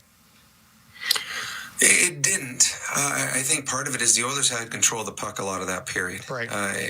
The Oilers didn't need to be physical because they were the ones holding on to the biscuit. The Canucks, they have some players that are very physical, and they will try to tire you out. And we saw that last year in the 7-game series. But if the Oilers continue to win races and win battles, the physicality isn't as much an issue because they're the ones that are creating the chances. But I have not seen a shift where the Oilers have turned away from a hit. And I think that's what you're looking for. If you got an opportunity, finish your check, but don't run out of the way trying to hit somebody and then leave your position and all of a sudden odd man break going the other way. Brett Kulak logged, about 6 minutes and 41 seconds, just looking very strong. He's off to a really great start. Well, we've talked, you and I, I think yesterday we talked on the show a little bit. To me, Kulak has been the one Oiler that has overachieved this year. There's been expectations about everyone, what you expect from them on a nightly basis. And most Oilers haven't been there, and that's the record is what it is because they have underachieved as a team thus far. Kulak, on the other hand, has been a player that's overachieved. I mean, the expectation, he's going to hold down your third pairing, and whichever young player he's going to play with on that pairing, he'll be, kind of a rock for that guy. Be able to, help ease if it's an Emberson into it. But Kulak's played so well, they bumped him up in the lineup. He's playing on the second pairing with Nurse. He's going back and helping out Emberson in the third pairing. He's jumping up in the play. He's got, 3-4 goals on the season as well. Kulak has been very good, and Paul Coffey has realized that and tried to get Kulak out as much as possible. Okay, so coming up in period number 2, more of the same. I'm guessing Chris Knoblauch's got to be quite upbeat based on the first period. Yeah, but he also have seen the Oilers have good first or good periods, and then there's pushback coming the other way. So the Canucks will be better. They'll get their chances. The Oilers do not want to be chasing at any point in the second period. You don't want to give the Canucks power play a chance. And when there is the push by the Canucks, you can bend, but you can't break. So the Edmonton Oilers keep everything to the outside, and they'll have success. But the Canucks will have a better period. The Oilers just have to be ready for it. Okay, Rob, thanks. We'll talk to you coming up in the second intermission, okay? Sounds good. All right, and we're going to take a break. At the Intermission is brought to you by End of the Roll Flooring Centers. Let's get flooring. Back with more. This is your Ford Dealers NHL hockey on the Oilers Radio Network. It's game on at City Ford. With an all-star lineup of 2024 Ford favorites, save up to $5,000 on Escapes, Up to $8,000 on Bronco Sports. and up to $16,000 on F-150s. Plus, find 0% financing options available on all 3 vehicles. Score an all-star deal today and spin and win an iPad, Oilers merch, Costco card, even a trip to Vegas. Visit City Ford on the St. Albert Trail. Proudly headquartered in OilCountry, Capital Power is delivering reliable and affordable power today while building clean power systems for tomorrow, creating the balanced energy solutions communities across Alberta and North America can depend on. Visit capitalpower.com to learn how they are powering change by changing power. Be part of their energy and join Capital Power as we all cheer on our Edmonton Oilers on their quest to win it all. Real Canadian Superstore has more ways to save than any other major grocer. Check out their weekly flyer for PC Optimum offers, deals on club size, no name, and always low-priced everyday items. Visit in-store to find everything from fashion and home decor to toys and electronics. And don't forget their new Fresh Promise on produce. If your produce isn't fresh, they'll replace it and refund it. There are so many ways to save at Real Canadian Superstore. See their flyer for details. With Global News, I'm Thomas Dias. Mounties say a 24-year-old woman is dead after a Ford F-350 pickup truck drove into a Boston Pizza in Fort McMurray near Franklin Avenue and Richard Street. The woman, who was a worker at the restaurant, was rushed to hospital late this afternoon but soon died from her injuries. There's no word on the cause of the horrifying incident, but Wood Buffalo RCMP say the driver of the pickup truck, who was alone at the time, remains in custody with charges pending. And another 72-hour strike notice has been issued by education support staff at both public and Catholic school divisions in Fort McMurray. They're expected to picket Wednesday and Thursday and then plan to strike on a rotating basis once or twice a week. The latest move stems from months of failed contract negotiations and forced mediation by the province. Both QP 2545 and 2559 say their members are overburdened and cannot adequately support their students, adding their salaries are not keeping up with the cost of living. News on demand at 880ched.com. The holiday countdown has started at Freedom Ford. Unbeatable deals on 2024 models with savings up to $15,000 and 0% financing. Plus, enjoy up to $10,000 cash back on your new Ford. Hurry, these offers won't last. Bloom Benefits offers amazing coverage that even the toughest hockey players can get behind. With excellent coverage, they offer things like massage. You want to go? Counseling services. Let's go. Dental coverage. That was not offside. And eye exams. With custom health coverage for any group of any size, Bloom Benefits make every team better, stronger, and healthier. Plans start from just $54 a month. Rethink your benefits today at bloombenefits.ca. No mortgage payments for a whole year? It could happen. With End of the Roll Flooring Center's Win Your Mortgage Payments contest. What would you do if you were mortgage-free for a whole year? I'd probably go on vacation. Probably take a trip and then do some renos. Then I'd be able to definitely afford more hockey camps for my kid. If you want to win your mortgage payments for a whole year, just drop into any End of the Roll Flooring Center to enter today. Visit endoftheroll.com for all the details.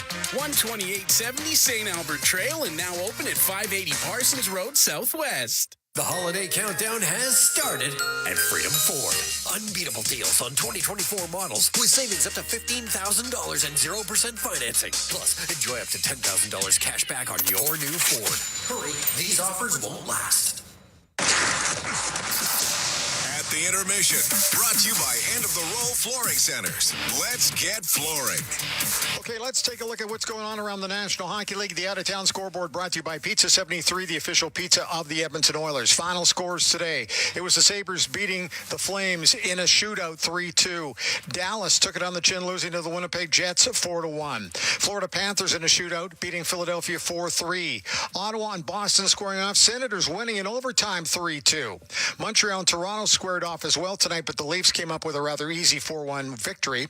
Rangers at Detroit. New York Rangers coming up with a 4-0 win in that. Jonathan Quick with the shutout. Washington Capitals beating the St. Louis Blues 8-1. Ovi with a pair of goals in that one. New Jersey Devils at the Islanders. It was the Devils winning in overtime 4-3. And we can tell you another final score. Utah beating... Actually, they lost to the Predators this afternoon 4-0.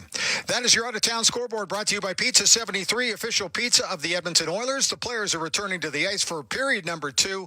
At the intermission is brought to you by End of the Roll Flooring Centers. Let's get flooring. This is your Ford Dealers, NHL Hockey on the Oilers Radio Network. Pizza 73, the official pizza of your Edmonton Oilers. Loyal to the oil, in Edmonton we trust. Rising to the top like a pizza crust. Got the flavors to play, yeah. Cooking on ice. Hunger happens, gotta score a slice. Let's go Oilers, E-Town unite. Ice District to Jasper, downtown to White. Wearing orange and blue, game on the street. Make the right call, Pizza 73. Let's go Oilers. 737373, Pizza 73. Tired of skyrocketing energy bills? Switch to clean, affordable power with Horizon Solar. Whether you want to cut costs, go green, or increase your home's value, Horizon Solar has you covered with tailored solar energy solutions. With current government incentives, there's never been a better time to make the switch. Own your power, control your bills, live sustainably. For your free assessment, call Horizon Solar today or visit horizonsolar.com to get started. Horizon Solar, where going green makes sense. MIC is a leader in medical imaging and the official medical imaging provider to the Edmonton Oilers. Make MIC your choice. Whether you're a professional athlete or a weekend warrior, the game doesn't stop for injury. MIC's sports medicine imaging specialists can help you get back in the game with a timely and expert diagnosis. Go where the pros go. For a location near you, visit mic.ca. All games, all season. You're listening to the Oilers Radio Network.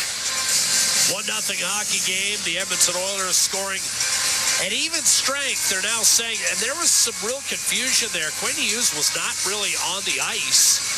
And yet the times were 4-second differential. So Bob and I reviewed it between frames, trying to pick up Quinn Hughes coming out of the box with Edmonton scoring on the back end of that power play. But it is technically an even strength goal, and the Oilers lead 1-0. So Draisaitl, well, I guess that keeps his even strength goals intact, Bob. Yep. He's among the league leaders in that department as well. Top 5 in the league with 10 overall in the season. A big hit. Connor Brown got jackknifed into the boards. There was no call against Niels Höglander and Elias Pettersson in the offensive zone for Vancouver. Hughes to Philip Roenick. We're live in our Legacy Heating and Cooling broadcast booth in Vancouver. Philip Roenick looking to tie the game. One-timer, and Pettersson fired that wide as his slump deepens. Pettersson just 2 goals on the season. Vancouver, this is game 13. A turnover by Connor Brown, and Pius Suter's wrist shot dies in the glove of Stuart Skinner. A bit of an unforced error there by Edmonton in the neutral zone, but Skinner able to clean it up with his 8th save of the night. A little bit of a soft play there. The Oilers pairing was out there for a while. And one thing that we're seeing here, well, they're flipping Nurse. Nurse is pairing with Stetcher, and then Ekholm and Bouchard. Sometimes Ekholm and Bouchard are with Draisaitl, and sometimes they're with McDavid. And the reason why that's important is because the scoring chances are coming while Ekholm and Bouchard are on the ice for the Oilers. They haven't scored enough this year, and part of it is they're not creating a lot out of their own zone. Draisaitl wins the faceoff. Nurse off the rush. Rockets one up over top. Came off the glass. Stetcher did well just to hold the zone. Draisaitl fires a cross-ice pass that was tipped. Arvidsson will shovel it down low. Knocked off the stick of Podkolzin and played by Eric Brandstrom of Vancouver up to Teddy Bluger. Here come the Canucks left to right. Vinny Desharnais, of all people, leading the rush down the middle of the ice. Got it in deep but couldn't keep it there. Sherwood got bowled over by Darnell Nurse, and Podkolzin flashed it right back to Stetcher. Arvidsson will pick it up on the half wall in his own zone for Edmonton and whips it rink wide for Darnell Nurse, who puts it high up on the plexi, gathered by Carson Soucy back in his own zone for Vancouver. 1-0. Oilers, Draisaitl at 2:48 of the first period from McDavid and Hyman. Connor McDavid with point number 993 on his career. And McDavid cuts to his left around Soucy. Got it back. McDavid shoots and just blistered one wide. Boy, he's had a couple of good looks tonight already.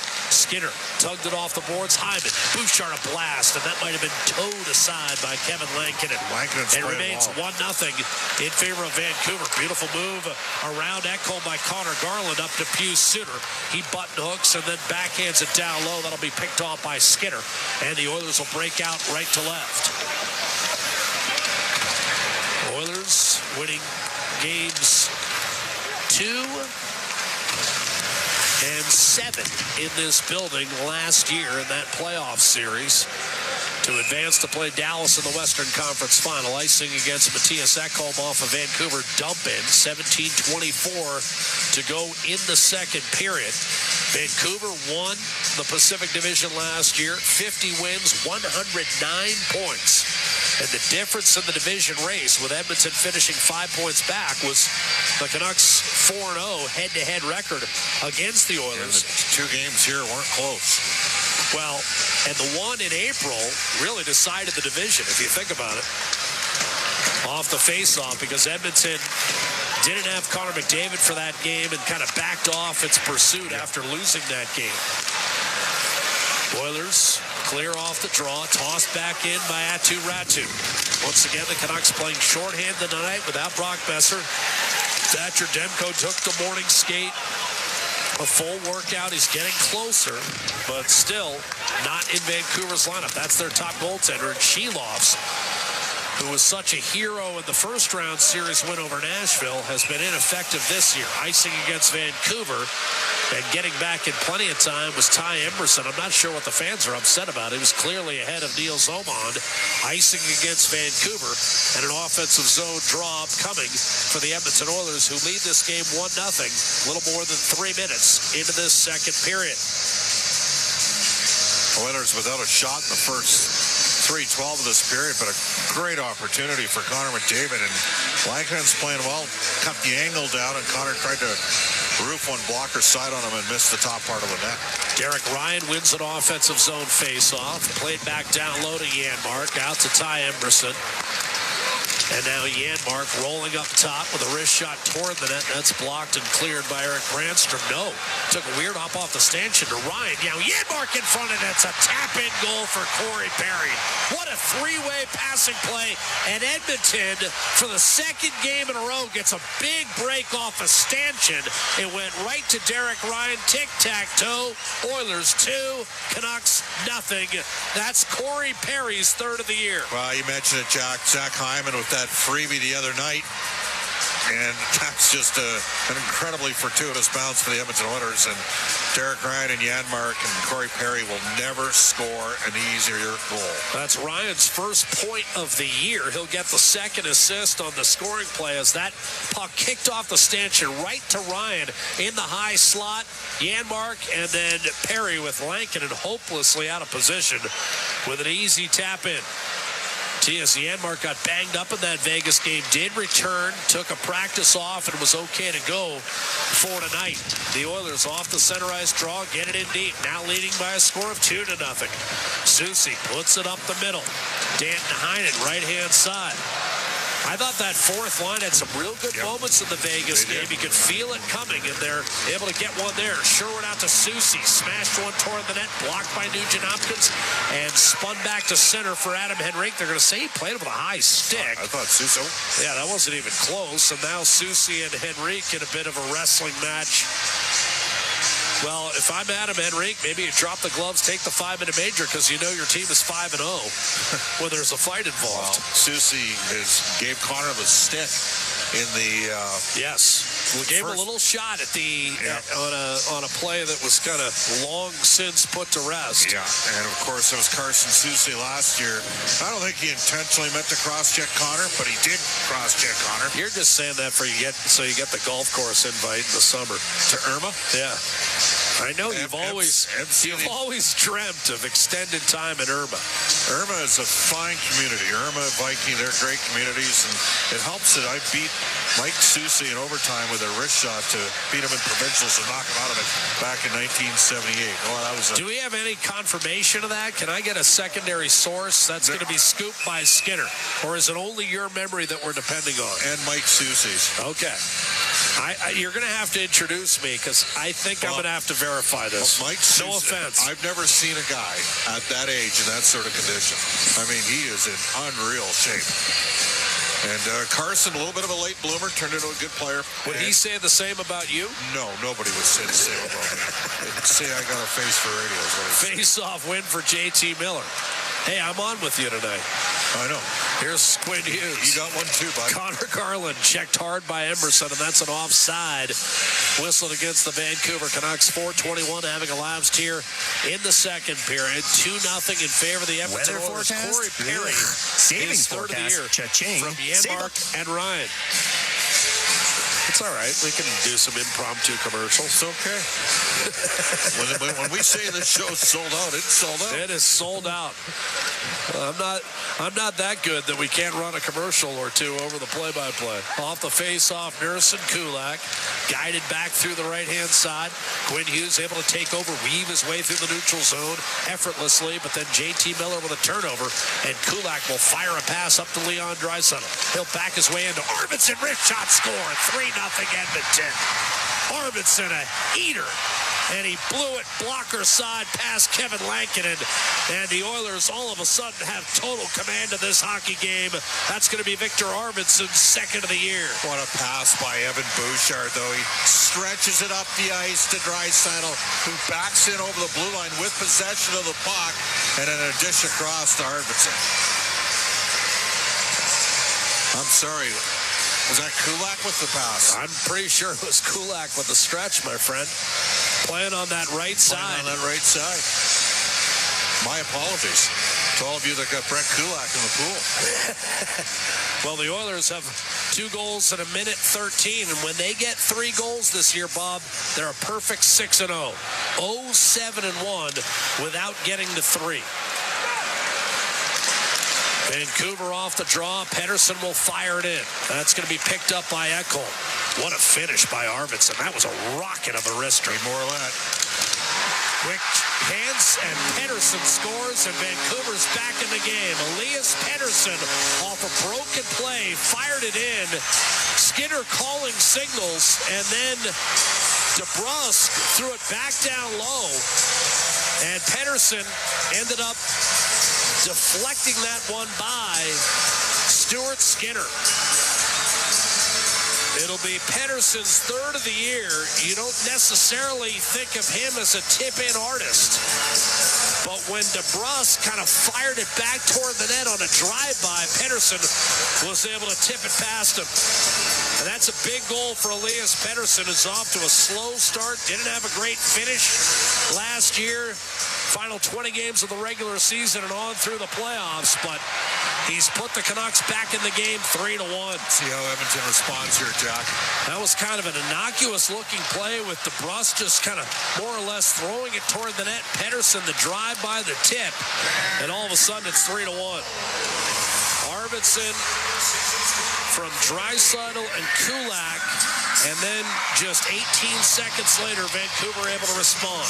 Into the zone is Niels Höglander out to Tyler Myers. Slap pass off the boards, poked away from DeBrusk by Darnell Nurse. DeBrusk will shovel it down low for Niels Höglander. He'll cut, he'll center. DeBrusk kicks it back. Soucy fires, and a blocker save made by Stuart Skinner. And the puck cleared out of play off the glass and out by Jeff Skinner. As you know, Bob, Pettersson just 2 goals in his last 29 games last year, and then just 2 in the first 12 this year. But that tip in, it's the kind of goal you get one to go in like that, maybe it gets you going downhill instead of uphill. No question. I mean, the Oilers, and it wasn't an innocuous play, like just boom. But that's why you put pucks on the net. Correct. And see how Skinner responds and the Oilers respond here. Off the face-off, Brandstrom back to Connor Garland. His wrist shot, I'm not sure Stuart Skinner ever saw that, but it sailed wide and was cleared by Edmonton back in deep. Brandstrom to Vinny Desharnais. A pass that's going to be intercepted by Emerson, backing off. Then Desharnais batted it down. Cleared by Emerson over to Brett Kulak. Hard rim hit his teammate. Emerson able to settle it, shake off Ratu, and it's eventually hacked out of there by Corey Perry back to center. Hammered back in by Brandstrom on net and guided to the corner by Stuart Skinner. Emerson able to seal the wall with a hard hit on Connor Garland. Philip Roenick held the zone for Vancouver at the right point. Garland checked by Kulak. Bluger to Quinn Hughes. Roenick, top of the right circle. Garland shovels it back to Danton Heinen. Garland waits, dishes. Heinen a shot, kick save, and one of Skinner's best of the night. Flashed out the right pad. Old. Janmark with a bad turnover. Heinen dishes. Bluger waits. One-timer score. Roenick. Can't turn it over in your own end. And Edmonton pays this time as Bluger tees one up for Philip Roenick. His first goal of the year, and suddenly Vancouver has 2 goals in 2 minutes, and it's 3-2. Well, Matthias, that's a dead giveaway. Yeah, it's the second time this year. Matthias Janmark, who has been historically a very reliable player, has reversed to the wrong spot on the ice and had an egregious giveaway. And then they beat Stuart Skinner high to a glove side. Roenick signing that massive deal in the offseason with the Canucks to the tune of $7.25 million times 8. Good player. Heinen and Bluger with the assist on Roenick's first of the year, and it's 3-2. And you know what? Chris Knobloch is going to take a timeout here with 7 minutes to go in the second period. What do you think of that decision? Need to settle down. I don't think a lot needs to be said here, Jack. I mean, you know that Knobloch's not a yeller and a screamer. Just manage the puck better. Like, both goals, you had possession of the puck. Can't happen. It's interesting, Bob. The one thing I'll say about Rick Tocchet's club, since he took over the Canucks, they've been resilient. We've seen this from Vancouver, where Edmonton seemingly has total control of the game, and Vancouver somehow, some way, finds a methodology of pushing its way back in. But you're right. These two were kind of handed to them. I know that Janmark is playing through an injury tonight, but you know what? This is where Edmonton's short, don't have any cap space. Off the draw, Stetcher defending in his own zone. Vancouver with 2 goals in a span of 1:59 to turn a 3-0 deficit into a 3-2 game. This is, quite frankly, what we saw in the last game between these two teams. And that was Game 7. Edmonton, 3-0 cruise control with about 10 minutes left, and then all of a sudden it got hairy. The only difference is the shots were about 28-6 for Edmonton at that point. Kiefer Sherwood in from the right-hand side. Bluger forechecking. 12:20 to go, second period. All kinds of time. It's 3-2 Edmonton. I think Chris should have come back with a dry set line here, Jack. Stetcher and Nurse trapped in their own zone. Bluger the hard forecheck. Nurse is able to circle away from traffic and lead the rush up. You've got Nugent Hopkins, Henrique, and Brown out there, and that pass was tipped out of play. We'll have an offensive zone draw upcoming for Edmonton with 12:03 to go in the second period. It's game on tonight in Vancouver. Edmonton, just a few minutes ago, led 3-0 and seemingly had this game under control. But no, the Canucks rally with 2, and it's 3-2 at Rogers Arena. This is Ford Dealers NHL Hockey, the Oilers Radio Network. Weather forecast? Ugh. Savings forecast? Cha-ching. Save up to $225 on a set of 4 Select tires, plus a bonus $50 off any service of $150 at Fountain Tire until December 14th. Restrictions apply. Fountain Tire. We're on this road together. The Edmonton Oilers Community Foundation 50-50, presented by Rogers, is back and bigger than ever. The largest 50-50 in sports offers early bird draws, bonus raffles, and a main jackpot, which is growing by the second. With over $100 million invested across OilCountry, your support directly helps kids, families, and communities in need. Maybe you'll be our next winner. Get your tickets right now at EdmontonOilers.com and help make OilCountry a better place. AGLC license number 696879. Heard of Uline? You know, the have-it-all in stock, ready-to-deliver shipping and industrial supply specialists. The company that does things for you that are unheard of. like keeping 41,000 items in stock in our own warehouses. With customer service reps on the line to get you what you need when you need it 24/7, 365 every time. Maybe you heard it here first. Want to hear more? Visit uline.ca. ULINE, your shipping and industrial supply specialists. Weather forecast? Ugh. Savings forecast? Cha-ching. Save up to $225 on a set of 4 select tires, plus a bonus $50 off any service of $150 at Fountain Tire until December 14th. Restrictions apply. Fountain Tire. We're on this road together. Listen on air, online, and on the Radio Player Canada app. This is the Oilers Radio Network. Welcome back inside our Legacy Heating and Cooling broadcast booth. Jack Michaels, Bob Stauffer. Edmonton's 3-0 lead has been sliced to 3-2. Off the face-off in the Vancouver zone. Puck pulls a beautiful look for Draisaitl. Could not get his shot away. Tied up at the last moment by Philip Roenick. And pitchforked out of the zone by Hughes. You're exactly right, Bob. A great play by Roenick. That looked like a goal in the offing. Excellent read. We got a high stick. We got a penalty. Darnell Nurse on Connor Garland. And the Vancouver Canucks, for the first time tonight, will be on the man advantage. Cross-check, Jack. But it's just a tough play in tight. Nurse battling for possession. We haven't heard from JT Miller yet in a 3-2 game in which Edmonton was up 3-0. This is a huge... You're right. He's been quiet. This is a huge kill. Oilers have got to get the kill here. You feel like the crowd's kind of working itself back into the game as well. And they know the Oilers are a little bit vulnerable.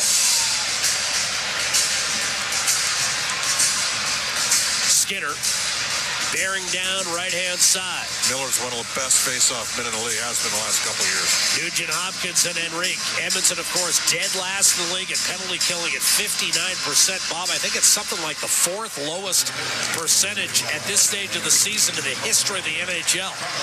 Off the face-off, Hughes to Pettersson. Wrist shot off the post. And by an eyelash, Edmonton's 3-2 lead remains intact. Adam Henrique will clear length of the ice. Well, clean win for Nugent Hopkins, and Bouchard muffed the clearing attempt. And they got a screen look on Skinner. Very lucky. Canucks will dump it in. Ekholm, Kulak, Arvidsson, and Janmark, your Napa Auto Parts penalty killers. Quinn Hughes across to Miller. Back to Hughes. Pettersson just above the right face-off dot. And a tough pass. That had no chance. That was a grenade for Quinn Hughes, and it'll kick off the boards and all the way back into the Vancouver zone. Edmonton's given up a couple of goals here late in kills, like in the final 20 seconds. Going to stick with it. Nurse in the box for another minute as Kulak defends the line. Ratu out there, second unit on for Vancouver. Dan Heinen back to Hughes, quarterbacking. Ratu tried to sneak it through Connor Brown once, a second time, and that didn't fare any better. But Golson rushing over to bother Jake DeBrusk. He'll streak into the offensive zone. DeBrusk will throw it around the boards for Kiefer Sherwood. Kulak won a battle, and now it's 2-on-1 shorthanded. But Colson with Brown. But Colson centers, and Brown denied. What a great save by Lankinen. Brown appeared to put it back into him, though.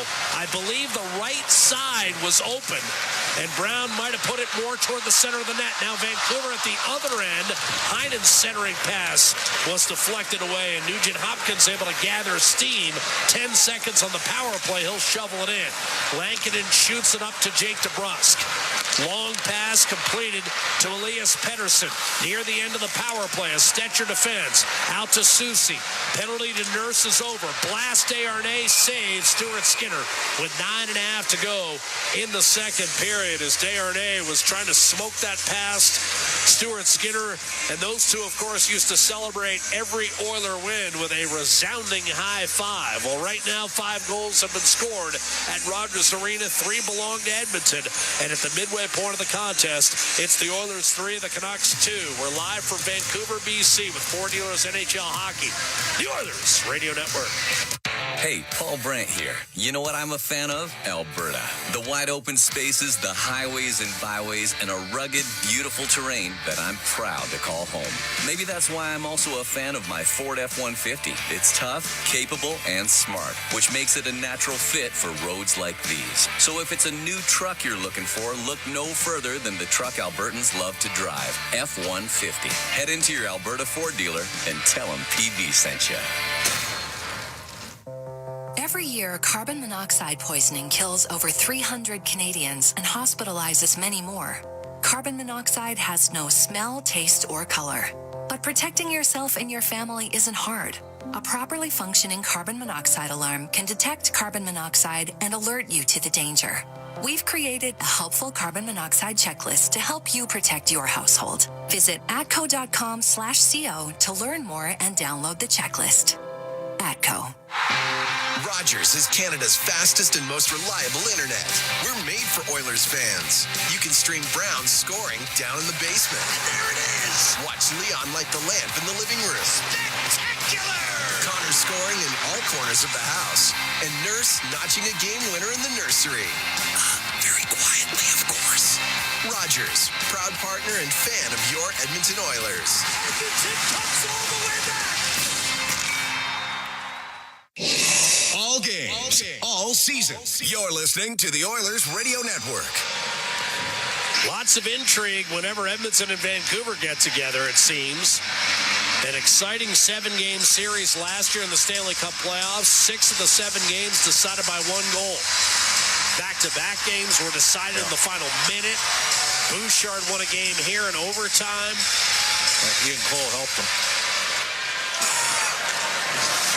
But if you think about it, I mean, it seemed like the trailing team always made it a game. Yeah. Oh, yeah. Vancouver trailed 4-1 in the opener. Ekholm to Leon Draisaitl was injured in that game, and that may have impacted the game. But off the successful kill by the Oilers, they've got McDavid, Draisaitl, and Hyman out there. Canucks are able to get a clear up the left-hand side. And now you've got Ekholm. Bouchard finding Draisaitl. Soucy back defensively. Draisaitl will take it hard to the hole on his backhand. He'll circle and then glide up top high slot for Bouchard. 9 minutes to go, second period. Edmonton 3, Vancouver 2. Draisaitl, too many obstacles as he tried to cut down the seam. Ekholm to Bouchard. Hyman ran into Pius Suter. Canucks will bring it up ice. Connor Garland from center will dump it in. Referees tonight, Graham Skilder and Frederick Lequier. Linesman Trent Noor and Kyle Murchison. Banged in deep. One more time by Noah Juleson, and a reset from Matthias Ekholm with 8.5 to go in period 2. Edmonton took a 3-0 lead. Draisaitl in the first, then Perry and Arvidsson here in the second. Arvidsson set up by Draisaitl, but Vancouver got 2 in 2 minutes to make it 3-2. Pass intended for Kiefer Sherwood on the right side. Intercepted. Jeff Skinner with a clear back through the middle, and Quinn Hughes will settle it down. Pettersson with a tip in, and Ronick scoring off a turnover to bring Vancouver within 3-2. That's where we stand right now. Stetcher off a dump in from Vancouver will toss it over to Darnell Nurse. Lead pass Corey Perry. He has a goal tonight. They're not going to give him center, and that's going to be an icing call against Corey Perry, who's quite dejected, but I think it was the correct call at live speed. It was close. The problem is it's totally an unforced error. Right, 20-year man. You got to defend a D-zone draw here. And your line's been out on the ice for the last 35 seconds. But Vancouver not loading up here. They've got Oman, Ratu, and Connor Garland. His most notable moments against Edmonton include a goal off his face when he was a member of the Arizona Coyotes. Off the draw, here's Garland. Sharp angle, toe dragged, and centered for Oman, who got tied up with Stetcher. Hammered up the right-hand side. That's going to be another icing call against Perry and the Oilers. No, he did. And now let's see what Rick Tocchet elects to do. Let's not forget game 1 against Edmonton. Garland with the fake shot and pulled Stuart Skinner. That was the game winner. Game winner. To complete a comeback. Now they'll get their number 2 line on the ice here. Höglander, Pettersson, and DeBrusk.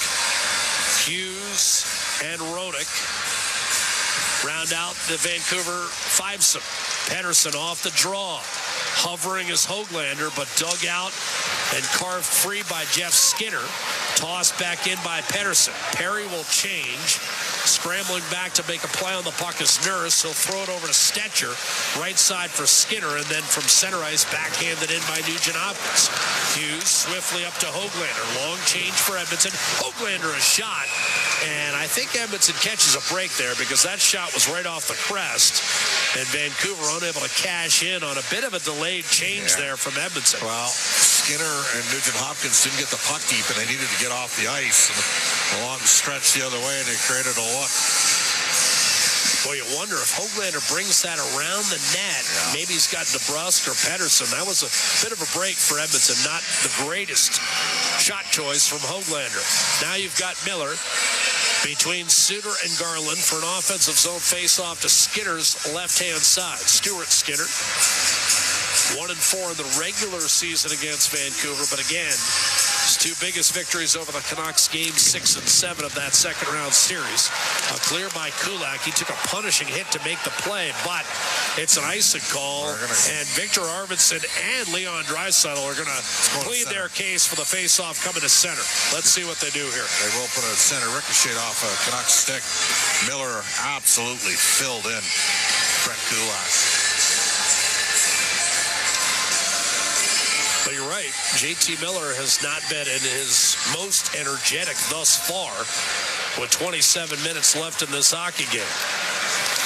A lot of time, of course, for him to show up. 3-2 hockey game. Off the draw, Arvidsson weaves his way in, right-hand side offensive zone, around to put Colson left point, rimmed it down low for Draisaitl. One touch from Emberson back to Draisaitl, was double-teamed on the half wall. Hughes had a chance to get it out, but failed to do it. Draisaitl with that big paddle, threw it rink wide for Arvidsson. Did he hold the zone? No, he did not. Miller forced it back through the middle. Connor Garland cuts to his left. On his backhand, Kulak tracking. Garland will give it up for Philip Roenick. On the ice is Teddy Bluger. Hughes will get it back from Roenick. Shot sent wide. Rebound, Danton Heinen. Longtime teammate of Jake DeBrusk in Boston. Garland had his pocket picked by Kulak brilliantly, but Arvidsson did not get it out. Crowd wanted a call as Garland was shoved to the ice. Instead, Arvidsson will bring it the other way on Philip Roenick. He'll weave his way to the top of the left circle. Offensive zone drop for Matthias Ekholm. Hard drive behind the net. Checked off balance by Quinn Hughes. He'll spin it down low for Janmark. He's relieved of the puck by Roenick. Bluger up to Kiefer Sherwood. Did not get it out. Brown to Janmark. Powered against the boards by Roenick. Puck pops loose. Hughes, hard rim up the left-hand side. And this is going to get caught up in the snow. And there's no icing. Sherwood won a battle against Ekholm and then fell down. Ekholm gave it away to Pedersen, who's got Janmark draped all over him. Forced a bad pass, did Janmark. Connor Brown the steal, and he's up by ice with Adam Henrique. Jab down low. It's going to be Bouchard, centering pass, tipped. Janmark on his backhand, centers, and no one home to deflect that one home. Darnell Nurse behind the net. Connor Brown centering pass off the pads a second time, bounced around and lifted finally inside the Edmonton blue line as Lankinen able to cover up that far post. A little bit of a switch here. It's like Nugent Hopkins back with McDavid. And Hyman. That's something we might have anticipated coming into this game. They practiced that way at times this week. McDavid against Atu Ratu. Down low for Jake DeBrusk. In the mix is Kulak. Ratu back on the puck. DeBrusk behind the net. Niels Oman. Ratu. Myers across to Soucy left point. Sailed one behind the net. DeBrusk grabbed it, waited. Kulak on him. Pass tipped. Ratu on the right half boards. McDavid on him. DeBrusk rolls up top. Feeds Soucy. Shot. No. That was kind of a shot pass. Went through the slot untouched. DeBrusk was lurking open. Ratu didn't see him. McDavid comes away with it. And now Ryan Nugent-Hopkins with ample time to clear, which he does. Angles a pass up the right-hand side for Zach Hyman. Run into the boards by Soucy. Myers quickly to Ratu. Getting in on the forecheck. McDavid, but the Canucks able to break out. Myers will shoot it in from center. Kicked off the corner boards, played smartly to Bouchard by Stuart Skinner. Bouchard long toss through the wickets of Skinner. That will be an icing call, and Skinner's got to make a touch on that puck. It was an accurate pass from Bouchard. 3.5 to go in period 2. Too much of that out of Jeff Skinner. Got to dig in, man. Got to find a way. Your team's in a little bit of duress there. Got to find a way to get a puck touch. 3-2 our score. The shots are even at 14 apiece. In fact, I believe the last 6 shots have been credited to Vancouver. Face off right side of Stuart Skinner. Oilers have got 2 goals on 4 shots here in this second period. Vancouver's got 7 shots, and they've gotten 2 as well. McDavid on the face-off. Miller, tie-up, draw. Bouchard gets in the mix and quarterbacks the puck through the middle of the ice. He'll dish to McDavid. Tried to drag move around Roenick. That did not pan out. Cleared by Garland. And a bouncing puck will be reeled in by Matthias Ekholm. He looks up ice. A check on Arvidsson. A play to Jeff Skinner, and he'll shoot it in. Draisaitl on the ice with Skinner and Arvidsson up the right-hand side. Held in by Nurse. Carried up by Garland. He'll shoot it in from the red line. 3 minutes to play in the second period. Edmonton and Vancouver. Remember, these 2 teams only meet 3 times this year. An errant pass through the wickets of Nurse, but Cole's in there with secondary support. Going to be carried back in by Kiefer Sherwood. Darts to the middle. Lost the puck in the process. Stetcher played it down low. Sherwood barrels right into Draisaitl. The puck squirts free. Stetcher back on it behind his own net. Up the right-hand side to Arvidsson. Cross ice to Draisaitl. Nurse will jump up in the play. Get around Pettersson. A quick shot, and he just missed. High blocker on Lankinen. DeBrusk from center ice will shoot it in. Skinner directing traffic. Draisaitl up the left-hand side. A check on Podkolzin. Ahead to Ty Emberson. He waits and decides to shovel it down low. Corey Perry trying to get in deep against Soucy. Cut off and sees the puck pitchfork back through the middle. 2 minutes to play. Second period. Edmonton 3, Vancouver 2. The Oilers right to left. Emberson from Kulak will snap it in deep. Soucy and Emberson collide in the far corner. Dug out and worked free to Kulak. Left circle. He'll give it up. Perry swooping.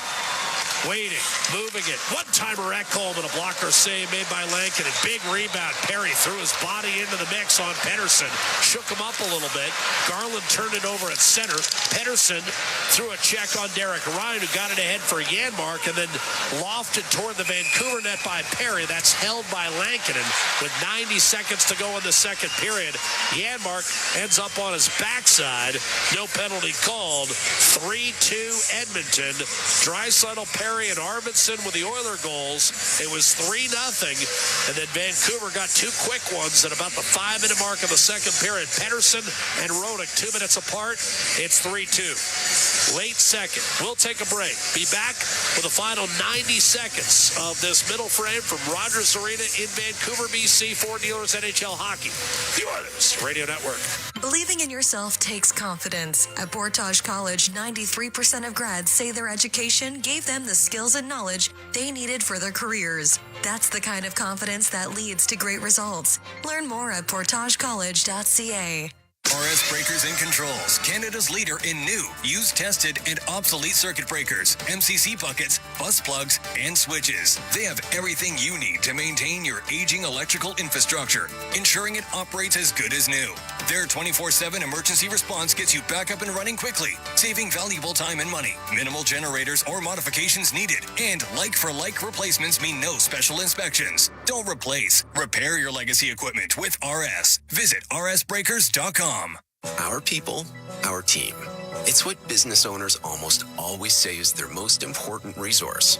But strong businesses don't just find great people. They make sure their teams stay healthy, engaged, and performing at their best. A benefits plan from Alberta Blue Cross is more than just drug and dental. They support the whole person with flexible coverage levels that fit the size and circumstance of your business. Find a plan that gets results at ab.bluecross.ca. Portage College graduates are incredibly employable. How does Portage know? 99% of employers surveyed said they would hire a Portage grad. Get career ready at Portage College. Learn more by visiting portagecollege.ca.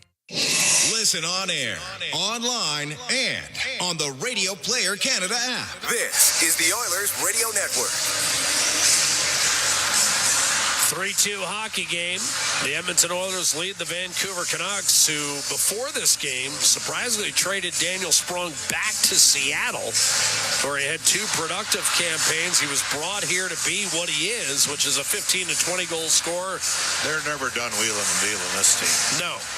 And Sprong is back at Seattle, so they'd rather play against him than have him play on their team, basically, because he was shipped out of here for future considerations,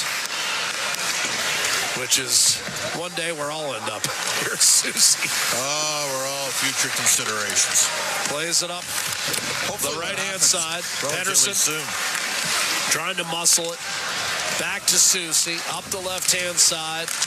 Bouchard sees Pedersen fling it up to J.T. Miller. Heading for the net. Poke checked away by Matthias Ekholm with a minute to go. Ekholm finds Connor McDavid, and he's able to nudge it free for Ryan Nugent-Hopkins, who shoots it in from center. Minute to go, second period. Oilers 3, Canucks 2. That looked like a penalty all day. Nugent-Hopkins stuck his stick right in the feet of Quinn Hughes. He took a tough offensive zone penalty on Wednesday night against Vegas, and I think he got away with another one. 100% he did. That's a penalty. Oilers will work the cycle. Darnell Nurse hammered one wide from Connor Brown. Rebound for Draisaitl, 25 seconds to go.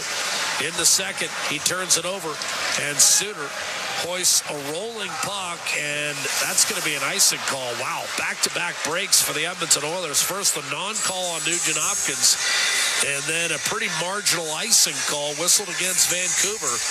With 18 seconds to go in the period, Edmonton will have Draisaitl line up for now with Connor Brown and Matthias Janmark.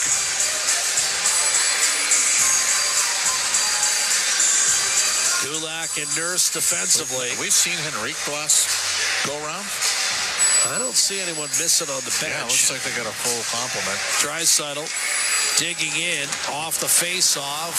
Quinn Hughes reaches and shovels down the right-hand side. Nurse back to grab it. They'll wave off icing as Sherwood polishes off Nurse. Up the left-hand side, Kulak. Draisaitl the clear to Nurse, and at the horn, Matthias Janmark will give it up for Connor Brown. Edmonton entering the zone, but having to be content with the same one-goal margin it enjoyed after the opening 20 minutes. Now just 20 minutes remain, and the Oilers trying to go 5-2 on the road this season. Vancouver, remember, just one win in its 5 home games this year. The Oilers having surrendered the first road victory for the Vegas Golden Knights on Wednesday, looking to bounce back in enemy territory. And after building a 3-0 lead, Bob, this, unfortunately, from an Oiler perspective, has gotten all too interesting. Yeah, 100%. I mean, you sit there and you go, hey, if you could take the 2-minute window out of this game, you'd be in pretty good shape. But, you know, 4 goals on 12 shots in that period combined. In any event, you've got Pedersen and Roenick bringing Vancouver back from a 3-0 deficit. It's closeout time. Now, Edmonton did not close it out Wednesday against Vegas. The Oilers had against Carolina at home as well. They had a 2-goal lead there. They had a 1-goal lead against Vegas. In both situations, okay. If the Oilers are not firing on all cylinders, they're not scoring on all their opportunities.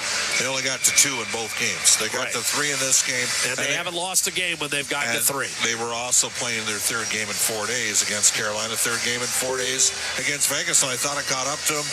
And bottom line here, you got a chance to just play smart. I've been really impressed with several of the Oilers players. Adam Henrique did go off, by the way. They're just showing it here. Did he get is it possible? I'm gonna have to check here. Did he get a misconduct or something? Like, the way I did not. Well, no, TD Forrest went underneath with him. Yeah. So there must have been some sort of issue that went undetected by us. Well, when have we seen Adam Henrique be that physical assertive on Carson Sousa? And you wonder, was there something there in the exchange? We'll have to look for it. But bottom line here is you're up by one, heading, going to the third period, find a way to close it out. 3-2 Edmonton, 20 minutes to play. Vancouver will be looking for its first win when trailing after 2 periods this season. The Oilers, as we mentioned, a 4-1-1 record when leading after 2. A loss on Wednesday night against Vegas and an overtime defeat at the hands of the Carolina Hurricanes. Their 2 blemishes when leading after 40 minutes of play. 6 months after a tremendous postseason series, we once again have an interesting tilt between Edmonton and Vancouver. This one with not nearly that much on the line. The Oilers trying to get back to 500. Vancouver trying to extend its winning streak to 4 games after sweeping all 3 in California for the first time in club history in their 15th attempt.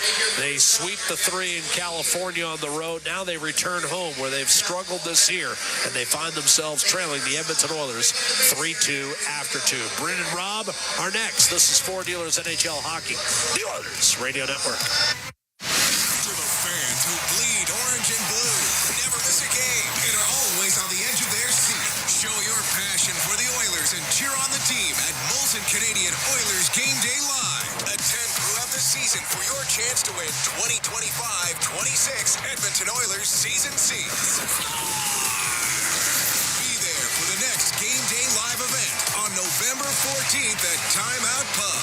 For the full event schedule and to RSVP, go to OilersGameDayLive.com. CHED Edmonton, the station you turn to in an emergency. 880 CHED, Edmonton's news, today's talk. A Chorus Entertainment radio station.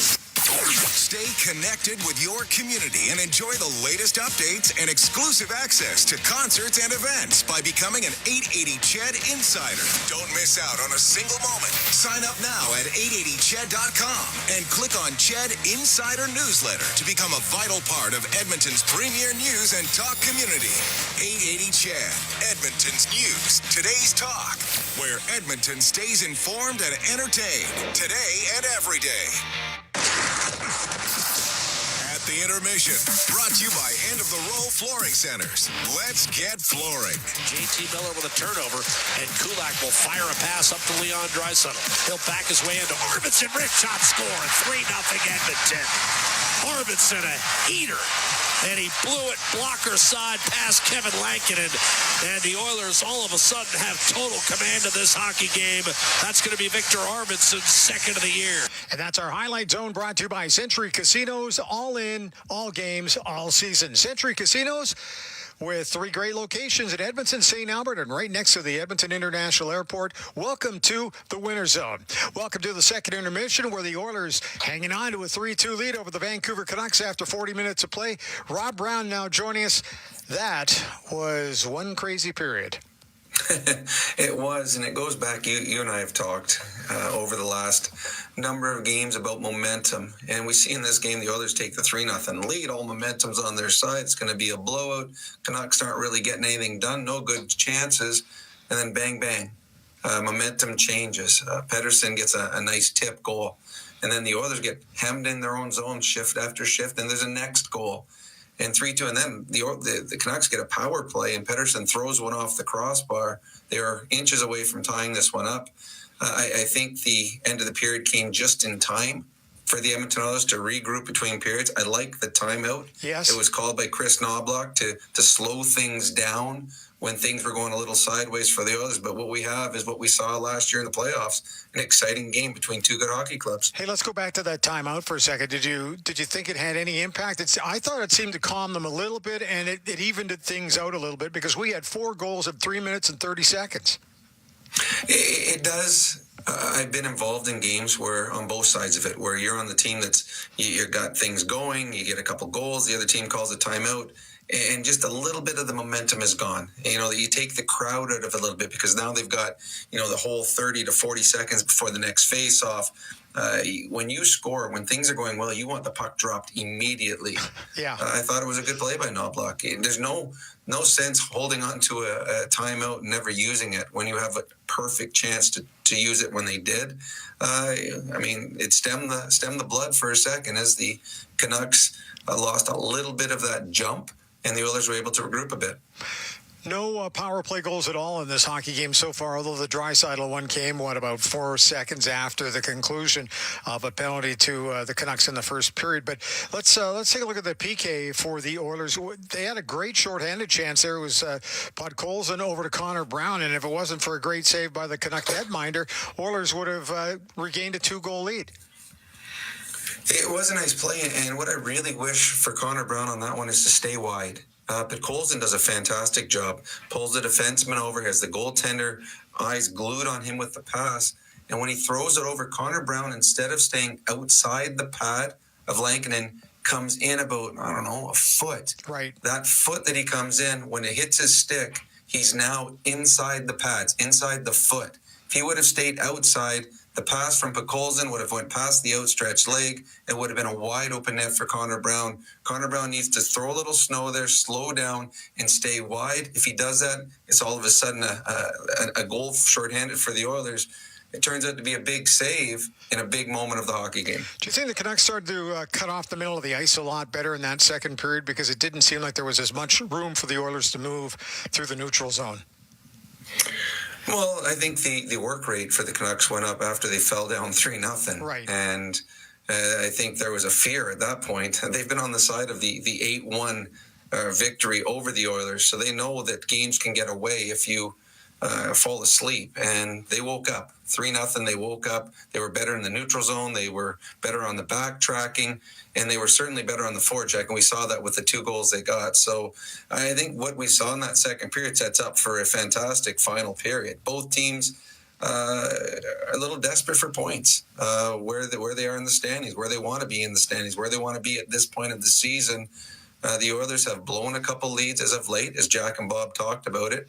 And the Vancouver Canucks are going to try and find a way to get their first victory from behind this season in a third period. Sets up for a lot of fun for the final 20. And speaking of the final 20, so what's the key for the Oilers here? To take the game to Vancouver, just don't sit back?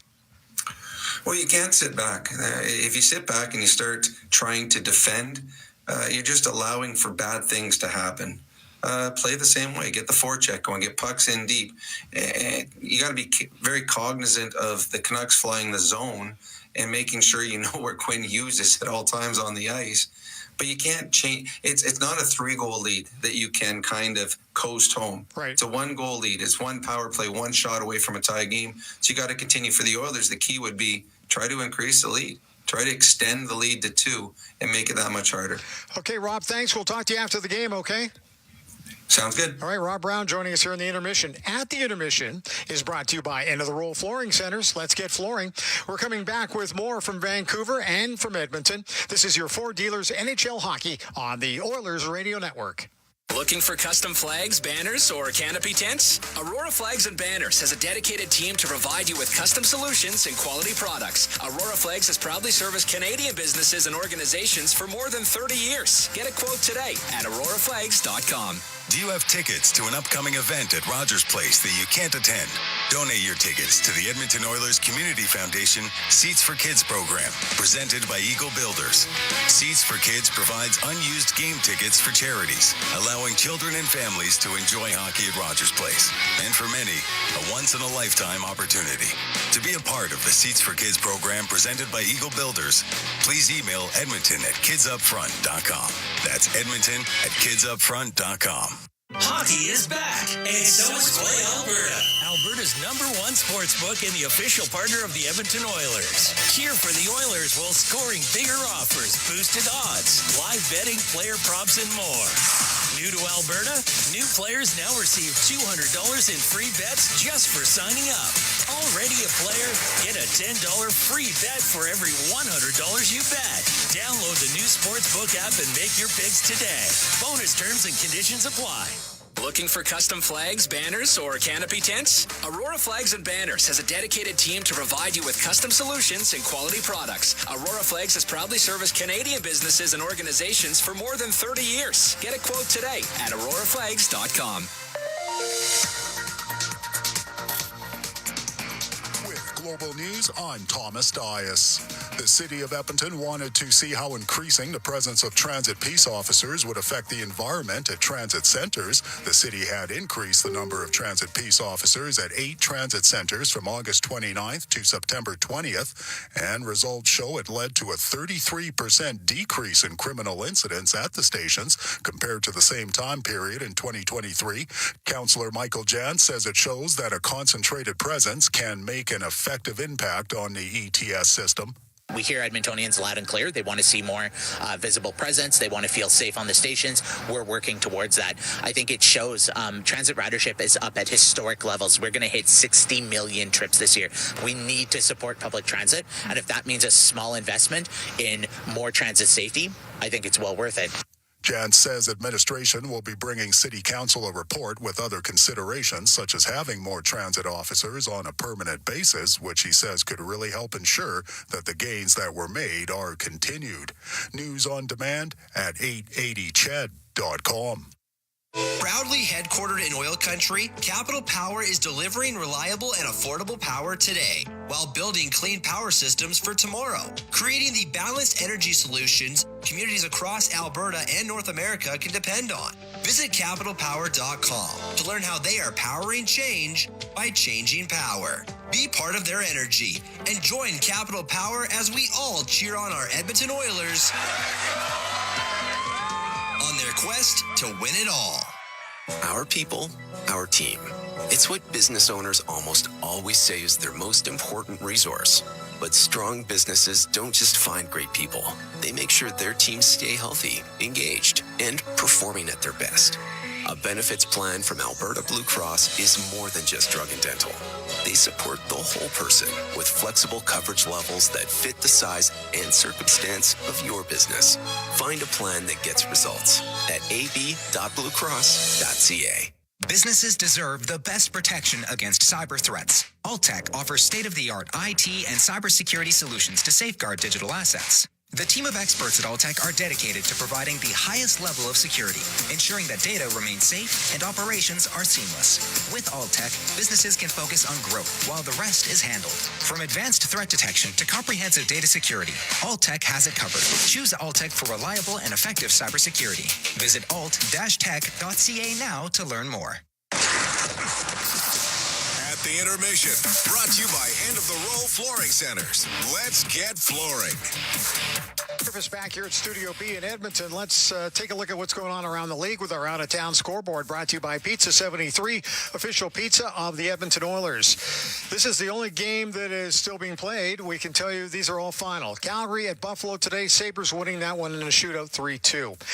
Dallas traveled into Winnipeg, and the Jets coming up with another victory. Connor Hellebuck doing the job. 4-1 for the Winnipeg Jets, who now improved their record to 13-1. Philadelphia on the road in Florida. 4-3 for the Panthers. That one in a shootout. Ottawa took on the Bruins in Boston, and the Senators come up with a 3-2 overtime win. Brady Tkachuk with the overtime winner in that. Montreal on the road in Toronto. Original 6 battle, and it was the Leafs coming up with a 4-1 victory. Detroit Red Wings on home ice taking on the New York Rangers, and the boys from Broadway with the shutout 4-0. Jonathan Quick with the goose egg in that one, 37 saves to pick up the W. Washington at St. Louis. Capitals all over the Blues tonight, 8-1. Ovi with a pair of goals. He is on a march. Another final score between the Islanders and the New Jersey Devils. New Jersey with a 4-3 win in overtime. Jack Hughes with a pair, including the winner in the extra session. Utah Hockey Club taking on the Predators in Nashville, and it was the home team, the Preds, winning that 4-0. 2 other final scores to report. They're late games. It's Columbus at Los Angeles, the Kings winning that 5-2, and Carolina at Colorado. 6-4 was the final score in that one for the Avs. And in the American Hockey League, it's Bakersfield at Abbotsford, and it's 2-1 for the Condors in that one going into the third period, and the Oil Kings losing tonight in Swift Current. That's your out-of-town scoreboard, brought to you by Pizza 73. The players are returning to the ice the third period is coming up next. At the intermission is brought to you by End of the Roll Flooring Centers. Let's get flooring. This is the Ford Dealers NHL Hockey on the Oilers Radio Network.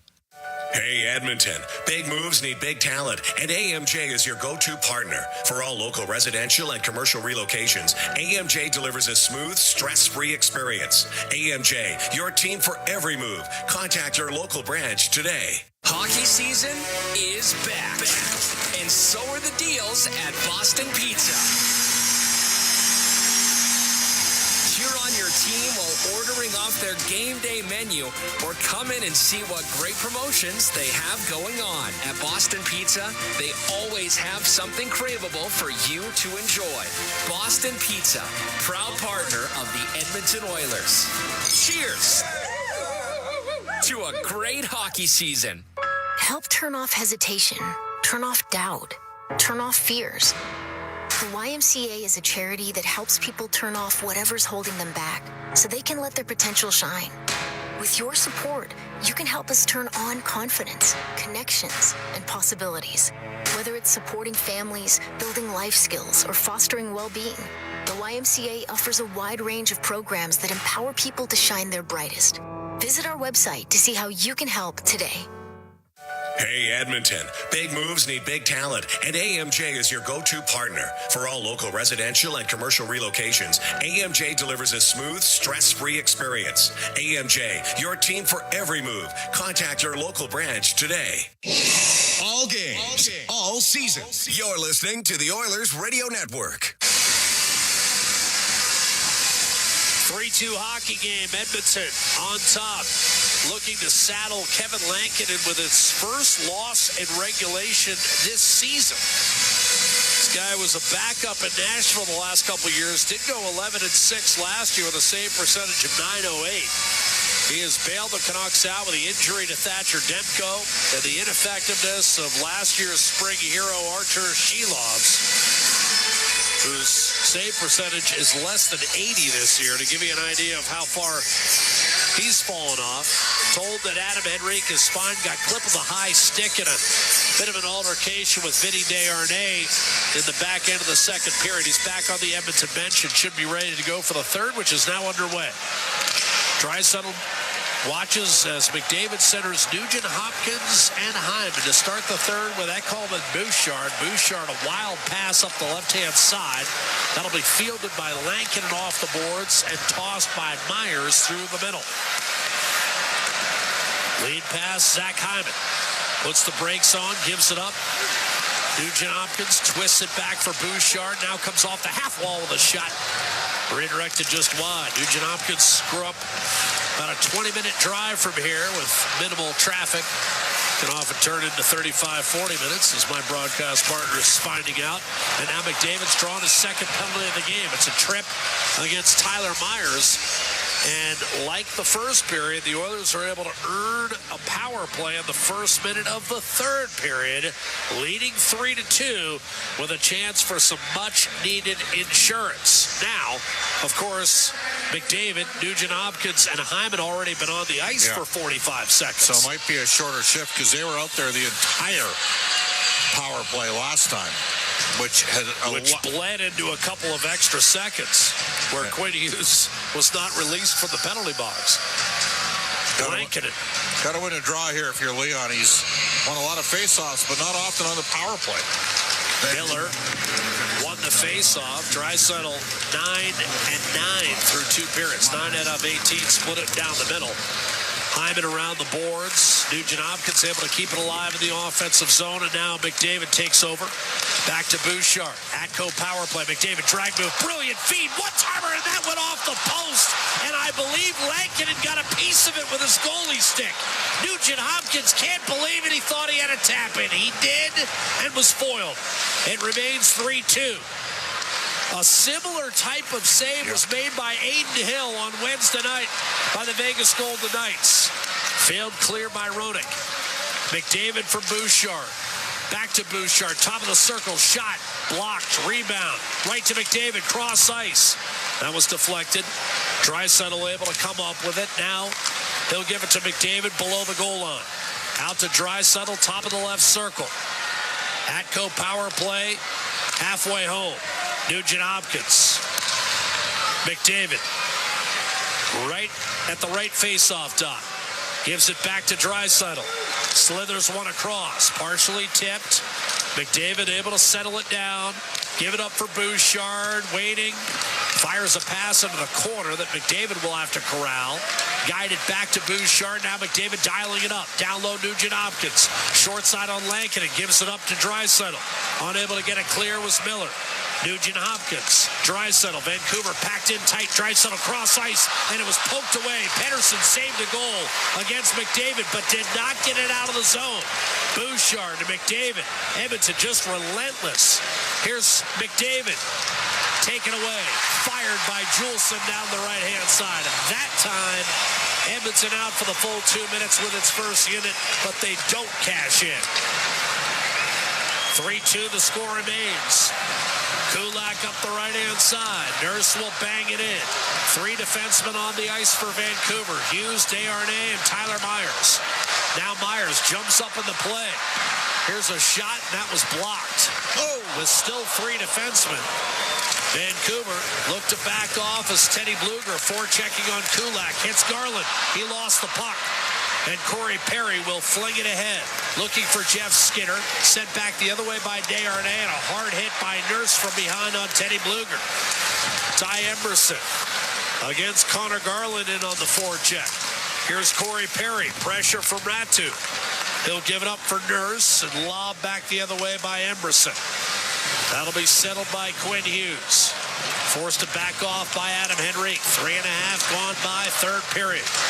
3-2 in favor of Edmonton. Shoveled in, and Stuart Skinner forced to fall on it with Oman and Garland in the vicinity. 16 minutes, 18 seconds to go in the third period, and the Oilers lead the score by 3-2. Draisaitl, Perry, Arvidsson with the goals for Edmonton. Pettersson, Ronick for Vancouver. Nugent Hopkins has to deposit. I mean, it's a great, Lankinen got a stick there, bit of a post. You got to find a way to put that in the net. It's an open net look from Connor McDavid. He got partial stick, partial post on that. I thought it was mostly post, but it definitely hit the stick on its way down from the post. Down and out. What a feed from Connor McDavid. Here's Brown to Ryan. Point blank. Save Lankinen. And then Brown crashed into him. And they're going to blow it dead. The puck was still loose. Desharnais with a little stiff arm on Derek Ryan. Brown foiled yet again on his bid to Derek Ryan and then crashed into Lankinen himself, trying to free that puck up. But what a feed to Derek Ryan, who was denied point blank by the Vancouver goalie. You said it earlier, Bob. Lankinen, a very subtle 14 saves on 17 shots, which does not look very good in the save percentage department, but he's made a couple of big ones. The Oilers have had a ton of A-grade scoring opportunities, and they haven't been able to finish. Ryan between Janmark and Connor Brown. Now, Adam Henrique has played in this third period. Who hasn't is Jeff Skinner. No, Skinner was out there. Was he? Brown digs in, beaten by Ratu. Here's Quinn Hughes. He'll skate up the left-hand side. Rolled one toward the net. Shot in by Nurse. All the way back inside the Vancouver blue line. But not far enough for icing. Ronick up to Jake DeBrusk. Now Teddy Bluger. Long shot from distance. Easily kicked to the corner by Skinner. Rebound directed to Connor Brown. Brown bumped off the puck by Sherwood. Quinn Hughes. Sherwood, a terrific ad for Vancouver. Gritty player who had a career year last year in Nashville and was signed by Vancouver for a pretty palatable $1.5 million. Lead pass. Here's Darnell Nurse over the line. Poke checked away from Vasily Podkolzin. Hughes slithers one ahead to Danton Heinen, but his pass intended for Sherwood, intercepted by Nurse at center. Too much traffic on that bid for Arvidsson. Turning and firing up the left-hand side for J.T. Miller with Soucy. Garland at center will bang it in for Vancouver. Skinner will leave it for Ty Emberson. Staggers his way to the right-hand side. Garland and Suter skate right at him and force a turnover. Garland looking for Miller, broken up by Kulak. That's the one guy Edmonton has really shut down to this point is J.T. Miller, who comes off a career-high 103-point campaign. McDavid will slide it the other way, pressuring Lankin and Hyman, but it was covered by the Vancouver goalie with 5 1/2 minutes having elapsed here in the third period. And the score remains Edmonton 3, Vancouver 2. Oilers return home for a pair of games this upcoming week, Tuesday and Thursday, 7 o'clock Mountain Time starts against the New York Islanders and the Nashville Predators, whom they've already beaten twice. McDavid chased out, replaced by Nugent-Hopkins. Pettersson won the face-off for Vancouver. Tyler Myers scoots away from Hyman. The outlet too far for Höglander. That's icing against the Canucks. 14:26 to go in the third. What do you think of the Kirk McLean jerseys, the early 90s edition? I prefer, if you're going to go retro, to me, you got to go back to the early 80s.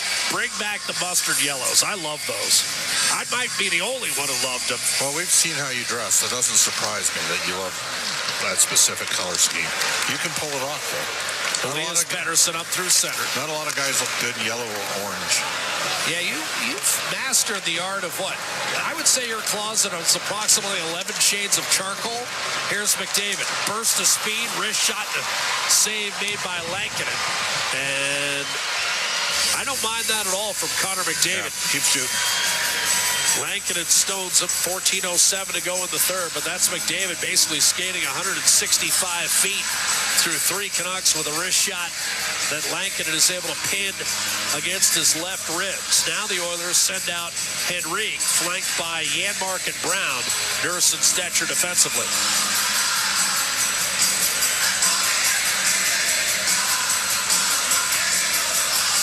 J.T. Miller to take the face-off for Vancouver. Henrique wins the draw. Nurse to Connor Brown. Top of the left circle, fired high glove, missed, clattered off the glass. Good play by Stetcher to hold the zone. Hughes tried to cut off the cycle. Henrique centered and Brown denied. Then Brown scored, set up by Henrique. And finally that line able to break through. It's 4-2 Edmonton on Brown's second of the year. Well, Jack, as you know, Connor Brown led the Ottawa Senators with 21 goals in the 2021 season. And he's been trying to find his game, coming all the way back from a serious injury that he suffered in Washington. Had a pretty good playoffs for Edmonton, and that time just stuck with it. Henrique kept the play alive, and that's an important goal for the Oilers. Time 6:10. And it starts with Henrique winning the faceoff from J.T. Miller. And then, as Bob said, after Brown was stoned initially, Henrique got in there and kept it alive. And Brown given a second opportunity, able to snipe one home. That's Adam Henrique's first assist of the season. Brown's second goal, and much-needed insurance for Edmonton. It's 4-2. McDavid out there with Derek Ryan and Corey Perry as it's sent in deep. Höglander will tuck it up the right-hand side for Elias Pettersson. Run off the puck by McDavid. Nurse to take over. Fires it across. Höglander the steal. He'll slide it down low for Jake DeBrusk. Around the boards, Victor Arvidsson. Gathering steam up through center. He'll hit the line and head to the hole. Backhander to save Lankinen. And another penalty coming up against Vancouver. Draisaitl gives it up. Arvidsson got it back from Mattias Ekholm, and now it's touched up by Teddy Bluger. But the Oilers will be back on the power play for a third time tonight with a chance to potentially put this game out of reach. Rodick to the box for a hold. The Oilers 4, the Canucks 2.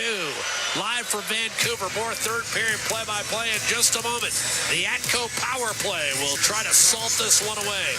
It's Ford Dealers, NHL Hockey, the Oilers Radio Network.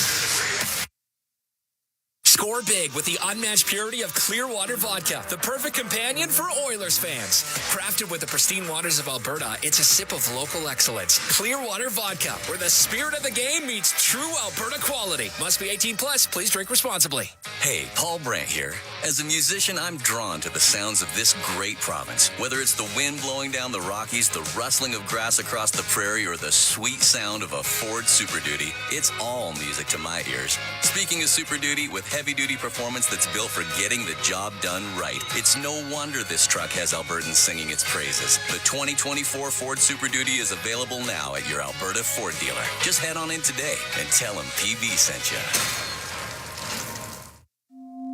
When was the last time your electricity and natural gas provider made you feel like this?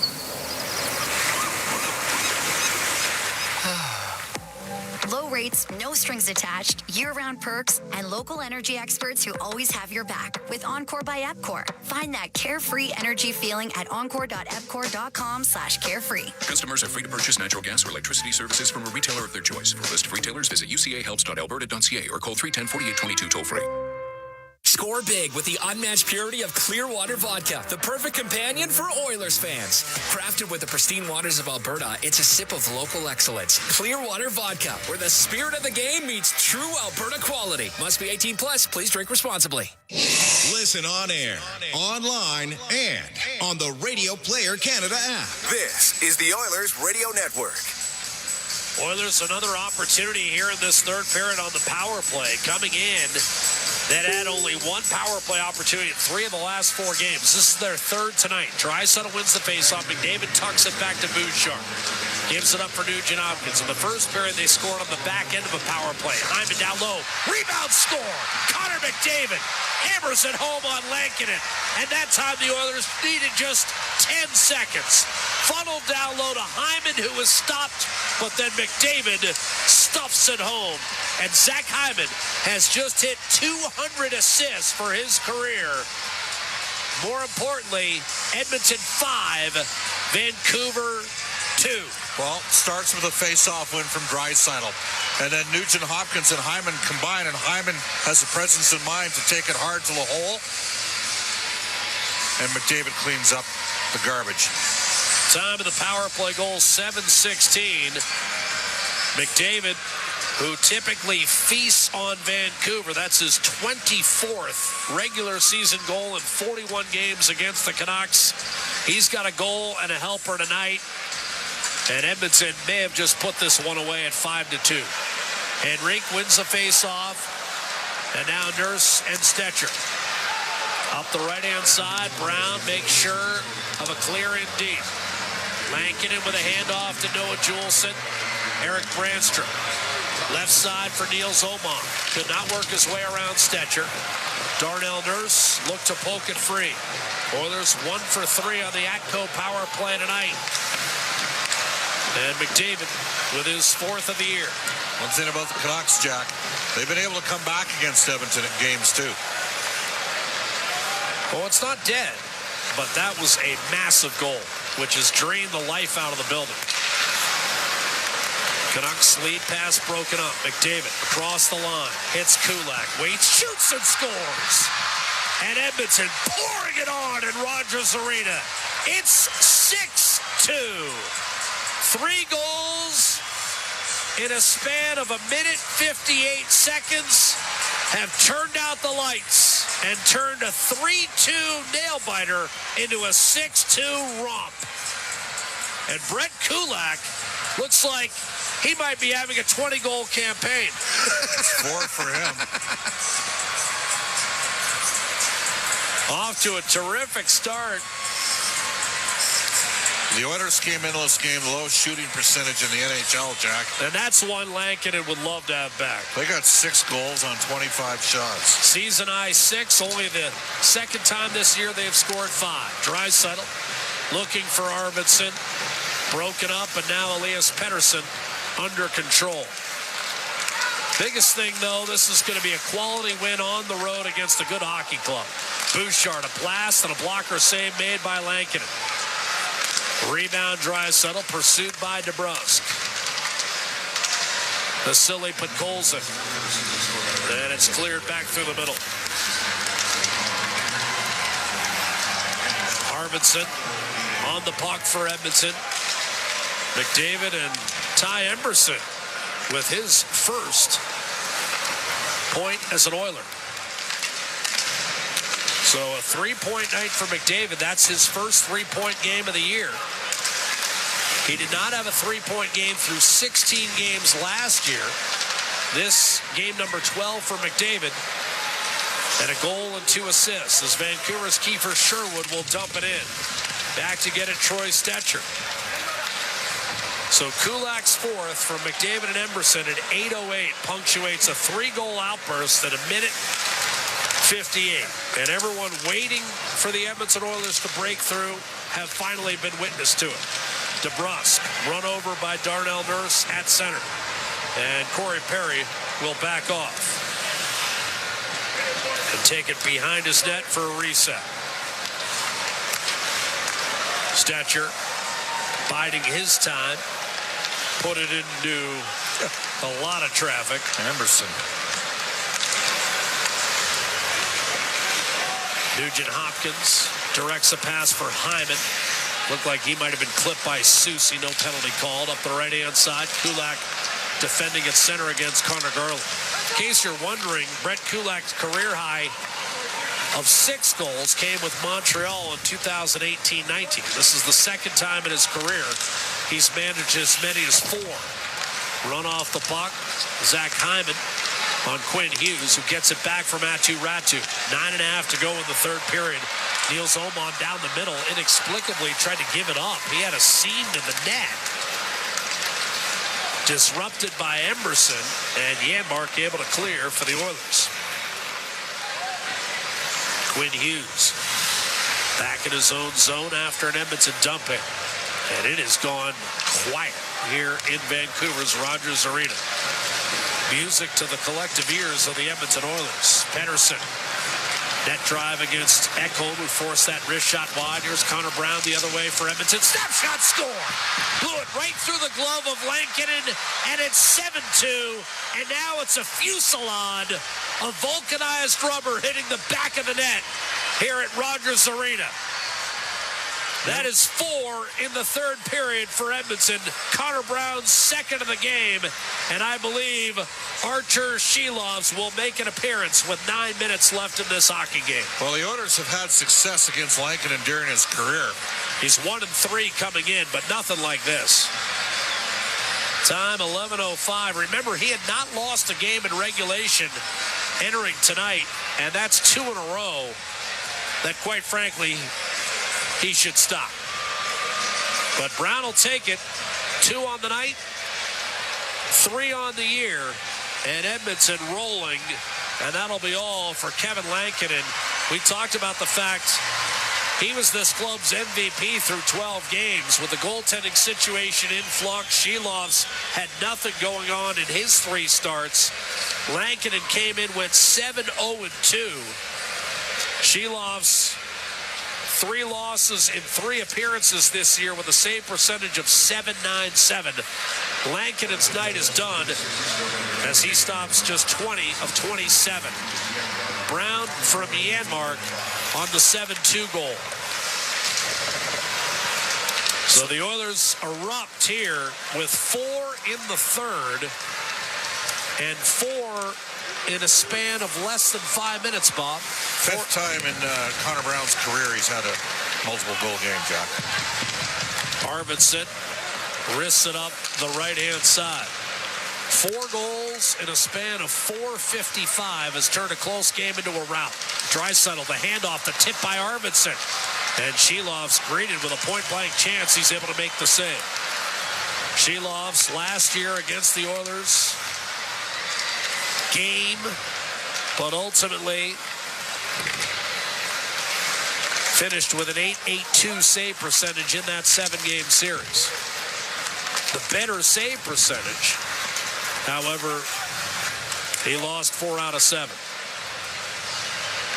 Garland able to wrist it back through the middle. Jeff Skinner on the ice for the first time in a while. Wrist shot and a save made by Lankinen. Rebound Garland. Derek Ryan pressuring. Skinner centers for Corey Perry, who glides behind the net, angles a pass to Darnell Nurse. Troy Stetcher will shovel it down low. Skinner can't get there. Ryan will give it to Skinner. Tried to go across to Perry. That pass partially tipped. 7:20 to go. Stetcher to Nurse. Top of the right circle, Jeff Skinner. A wrist shot that was blocked. Corey Perry back on it for Edmonton. The Oilers have outshot the Canucks 29-16. Those are the kind of numbers we saw in the playoff series a year ago. Steal by Suter, slid wide by Teddy Bluger. Philip Roenick with less than 7 minutes to go throws it around.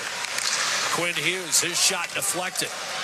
And Edmonton, we talked about the struggles in the third period against good teams like Carolina and Vegas. Well, in this third period, the Oilers have outshot the Canucks by a count of 14-2. They're fresh.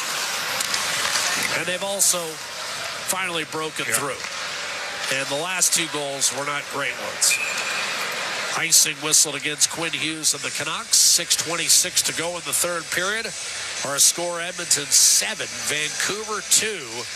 Let's go to the out-of-town scoreboard for Pizza 73. Edmonton Oil Kings lose 4-3 in Swift.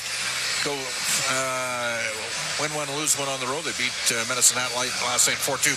Bakersfield's in Abbotsford. There's under 6 minutes left in the game. Condors are up 3-1 over the Canucks farm team. Drake Caggiula got into a dust-up in that game. Matt Savoy got hit, and Drake Caggiula stepped up and fought out of his weight class. Ratu wins a face-off against McDavid to the right of Shelov's. A turnover. Here's Nugent-Hopkins. Down low to Zach Hyman. Backhander stopped by Shelov's. Rebound Ratu. Ahead for Teddy Bluger. And he'll chip behind the Oiler defense. Ty Emberson gives it up to Brett Kulak. Well, our colleague, Louis DeBrusque, on After Hours over on Hockey Night in Canada, set to discuss things with his son, Jake DeBrusque, and I believe it'll be the second time in Jake's career that his team has given up a 7 spot on a night where he was scheduled to do After Hours. So he's going to enjoy it while it lasts, Okie, because I'm not sure you're getting him again. Here's the end mark.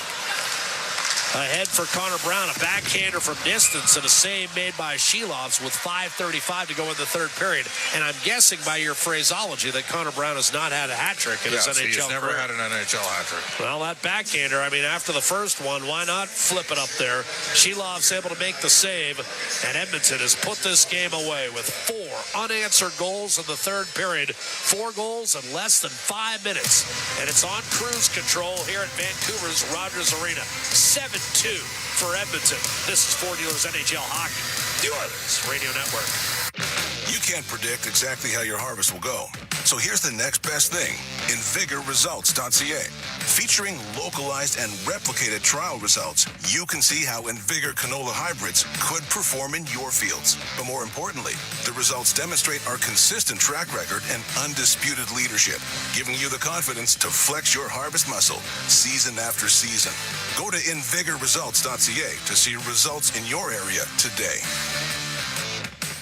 Experience the exciting casino action at 3 Century Casino locations, Edmonton, St. Albert, and Century Mile. Dine at one of their amazing restaurants featuring daily specials. Take in the ultimate game day experience at the Century Sports Bar and Lounge. Check out the best in live entertainment at any amazing location. Plus, enjoy a great selection of casino gaming options and off-track betting. Feel the thrill of live horse racing at Century Mile Racetrack. Don't miss a second of the action at Century Casino.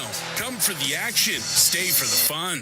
No mortgage payments for a whole year? It could happen with End of the Roll Flooring Center's Win Your Mortgage Payments contest. What would you do if you were mortgage-free for a whole year? I'd probably go on vacation. Probably take a trip and then do some renos. Then I'd be able to definitely afford more hockey camps for my kid. If you want to win your mortgage payments for a whole year, just drop into any End of the Roll Flooring Center to enter today. Visit endoftheroll.com for all the details. 12870 St. Albert Trail and now open at 580 Parsons Road Southwest. All games, all season. You're listening to the Oilers Radio Network. 7-2 hockey game. Edmonton with 4 in the third period to break it open. Off the draw, Ekholm, down low to Arvidsson. Now Draisaitl on the right half boards. Locates Podkolzin. Tough pass. Ekholm unable to maintain. Has to back off at center. Draisaitl's pass inadvertently flicked in by Neil Zoman of Vancouver. Desharnais left it for Eric Brandstrom, who sends one up the boards and back to center. So Vancouver will see its modest 3-game winning streak come to a screeching halt. Draisaitl to Bouchard, a blast, and that was blocked. And Bob Edmondson will have its highest quality win this year. But Colson got a little dust up on his way off. 4:45 to play third period. 7-2 for Edmonton. And this highly anticipated rematch of last year's 7-game second-round series is going to wind up with the Oilers winning while going away. Turnover by Suter. And a wrist shot tossed wide by Connor Brown. And I have a feeling that his Edmonton Oiler teammates are going to try to get him that first NHL hat trick. As he's sent sprawling, Pius Suter clears for Vancouver up to Quinn Hughes. Gains the line right to left, cross ice, one-timer and a lunging save made by Stuart Skinner with a left pad. His best stop of the night as he robs Pius Suter and keeps it 7-2 with 4:13 to play. We'll return to Rogers Arena with the final minutes of regulation as the Oilers will climb back to 500 at the expense of the Vancouver Canucks. It's all Edmonton, 7-2 at Rogers Arena on Ford Dealers NHL Hockey, the Oilers Radio Network. The holiday countdown has started at Freedom Ford. Unbeatable deals on 2024 models with savings up to $15,000 and 0% financing. Plus, enjoy up to $10,000 cash back on your new Ford. Hurry, these offers won't last. Hockey is back, and so is Play Alberta, Alberta's #1 sportsbook and the official partner of the Edmonton Oilers. Cheer for the Oilers while scoring bigger offers, boosted odds, live betting, player props, and more. New to Alberta? New players now receive $200 in free bets just for signing up. Already a player? Get a $10 free bet for every $100 you bet. Download the new sportsbook app and make your picks today. Bonus terms and conditions apply.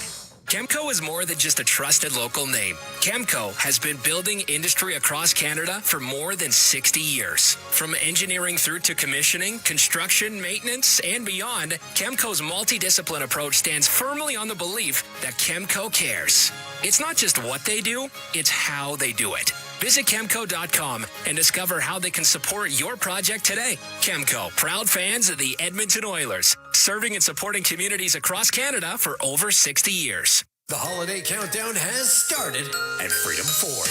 Unbeatable deals on 2024 models with savings up to $15,000 and 0% financing. Plus, enjoy up to $10,000 cash back on your new Ford. Hurry, these offers won't last. Listen on air, online, and on the Radio Player Canada app. This is the Oilers Radio Network. 7-2 hockey game for the Edmonton Oilers. 4:13 to play in the third period. And a face-off to Stuart Skinner's left-hand side. Connor McDavid's first three-point game of the season, highlighting a third-period outburst where the Oilers turned this game into a runaway with 4 goals in a span of 4:55. Off the draw, a shot from distance by Hughes. Blocker to the corner by Stuart Skinner. Reverse to Troy Stetcher by Darnell Nurse. Stetcher looking up ice, rifling a pass to Corey Perry. Guided into the corner. Derek Ryan taken against the boards. Perry behind the net. Skinner tried to backhand her. That was broken up. Falling down, Teddy Bluger did not get out of the zone. Perry back to work. with Skinner and Ryan. Poke checked by Shelovs. Skinner able to reel it in. Elude a check from Danton Heinen. Ryan tries to burrow in there. Right corner. Nurse, long shot. And that's gloved by Shelovs with 3:29 to play in this third period. And Edmonton, a little bit of a lapse. Leading 3-0 early second period. Gave up 2 goals, principally off turnovers in a 2-minute span. And it was 3-2 heading to the third. But the Oilers turning out the lights here in the third period and a key power play conversion. Look who's out here with Connor Brown, Jack. Nugent Hopkins and McDavid. And we all know why they're out there, trying to get Connor Brown his first hat trick. Connor Brown off the draw, lurking. He's been in the league for a decade. Goes back a ways with McDavid and Chris Knobloch, of course, to their junior days in Erie. Let him in scoring. Emerson flipped it back towards center. Here's Connor Brown, left wing. Pulls up against Oman. Kulak shifts gears, tried to center, and that was intercepted and cleared by Niels Höglander. Emerson will track it down as Brown changes with Nugent Hopkins and McDavid onto the ice. Well, no, Brown hasn't changed just yet. Now he'll come off. Henrique, Janmark, and Zach Hyman the line out for Edmonton. As we come up on 2.5 minutes to play, a lead pass. JT Miller held in check tonight. It's been a good performance from Edmonton. A lot of different players. Bouchard is handling the puck in his own zone, killing some time with that goal. Rink wide to Janmark on the right side. And now the sizable contingent of Oiler fans who've made their way to Vancouver are making their voices be heard. And this is resounding.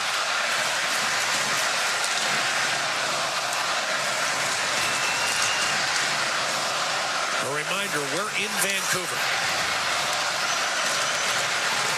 And the Oiler fans have completely taken over here in Vancouver. We're going to get a hold whistled against Edmonton on a chip-in by Atu Ratu with 1:52 to go in the third period. The Canucks will spend the remainder of the game on the power play should they fail to convert, as Evan Bouchard will be sent to the box. This is Vancouver's second power play opportunity.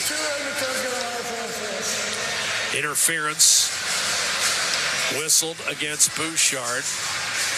And a face-off to Skinner's right-hand side. And now the Oilers will try to buckle down and close out this game in fine fashion. Skinner just made a terrific save a few minutes ago on Pius Suter. Sad to face only 18 shots tonight and only 4 in this third period. It's been a very good third period after the Oilers were outplayed by Vegas in the third on Wednesday night.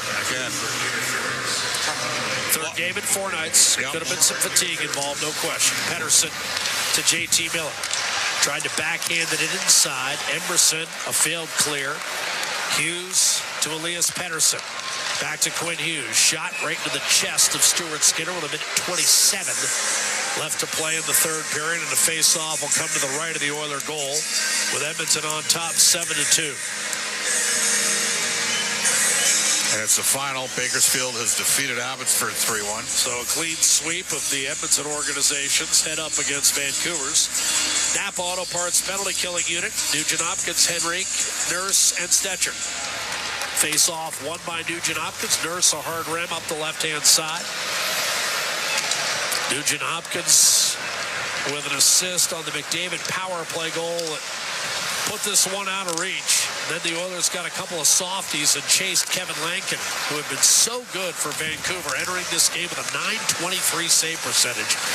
He got torched for 7 goals on 27 shots. Pettersson gains the zone with a minute to go.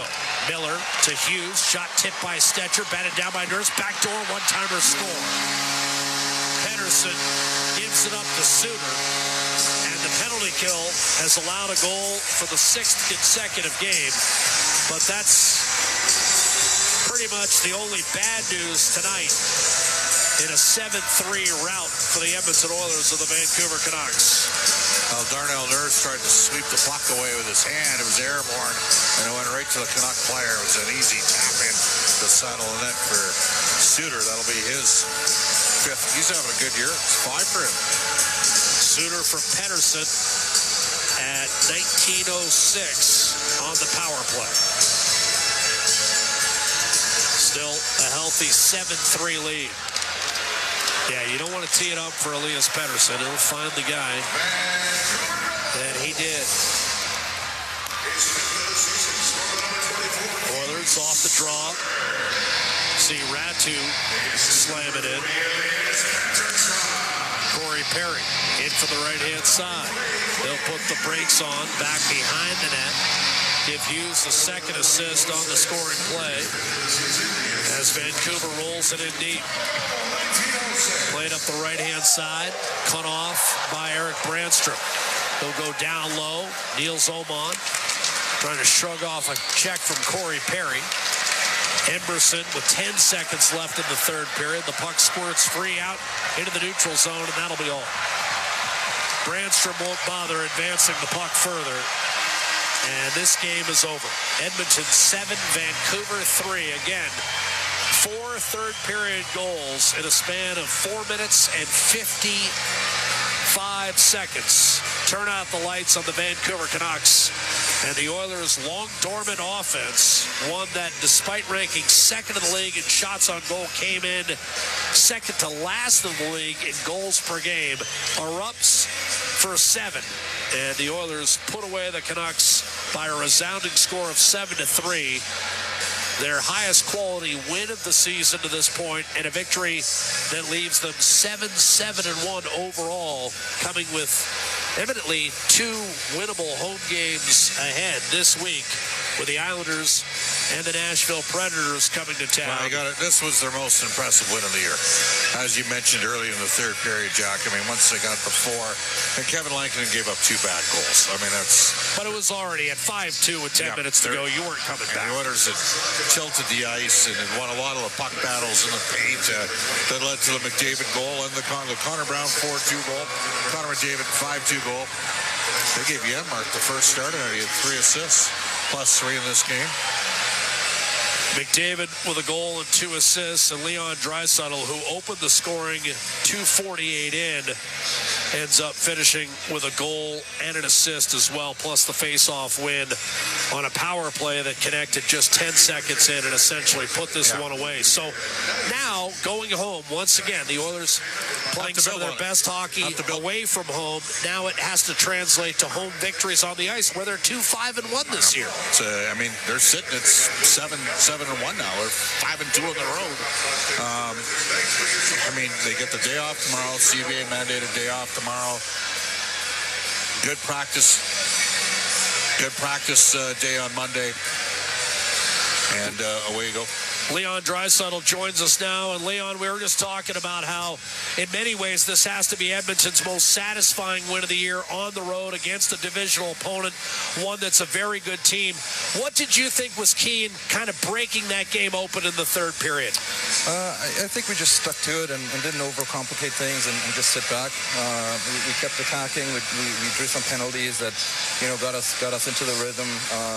Big goal by our power play there. So, they had their push in the second, but I thought all in all, really strong game by us. You scored 4 goals in the paint in this game, including your opening goal and, the 4th and 5th goals that really separated this game. Just maybe a comment on, you talk about sticking with it, but also paying a little bit of the price. Yeah, that's how you score in this league. I think we haven't probably done a good enough job of that this season, scoring enough in the paint and get some greasy goals. So tonight was a bit of a can opener for us, hopefully, and something that we can learn from and keep going. Finally, Leon, in light of the fact that the playoff series was played between these two teams 6 months ago, was there a little bite in this game? Was there some emotional engagement as well? Yeah, there's always emotions when you play a team the year before in the playoffs, and you create these rivalries. They're a good team. They're hard to play against, and So are we. So I thought it was a good win for us. Obviously, we got to make sure that we keep this and get on a roll here.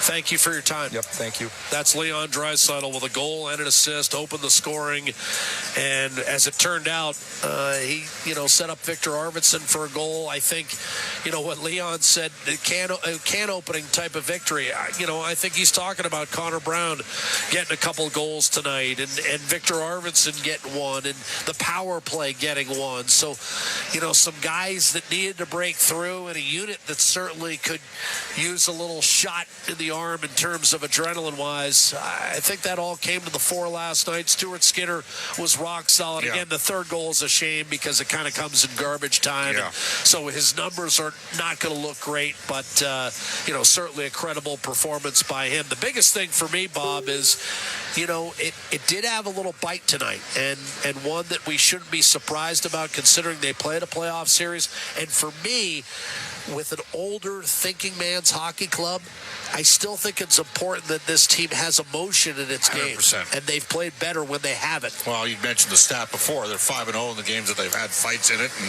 there was, I asked Chris Knobloch today, you were there, just about, hey, it's going to be good tonight. You're not going to have a problem getting the guys up for this one. The Oilers have the Islanders up next. And what's really interesting is the one guy who I think's done a really good job against Edmonton over the years for the Islanders has been Adam Pelech, who, of course, is Connor McDavid's teammate with Erie. He's banged up, isn't he? He is out with it. They've got 3 defensemen out right now.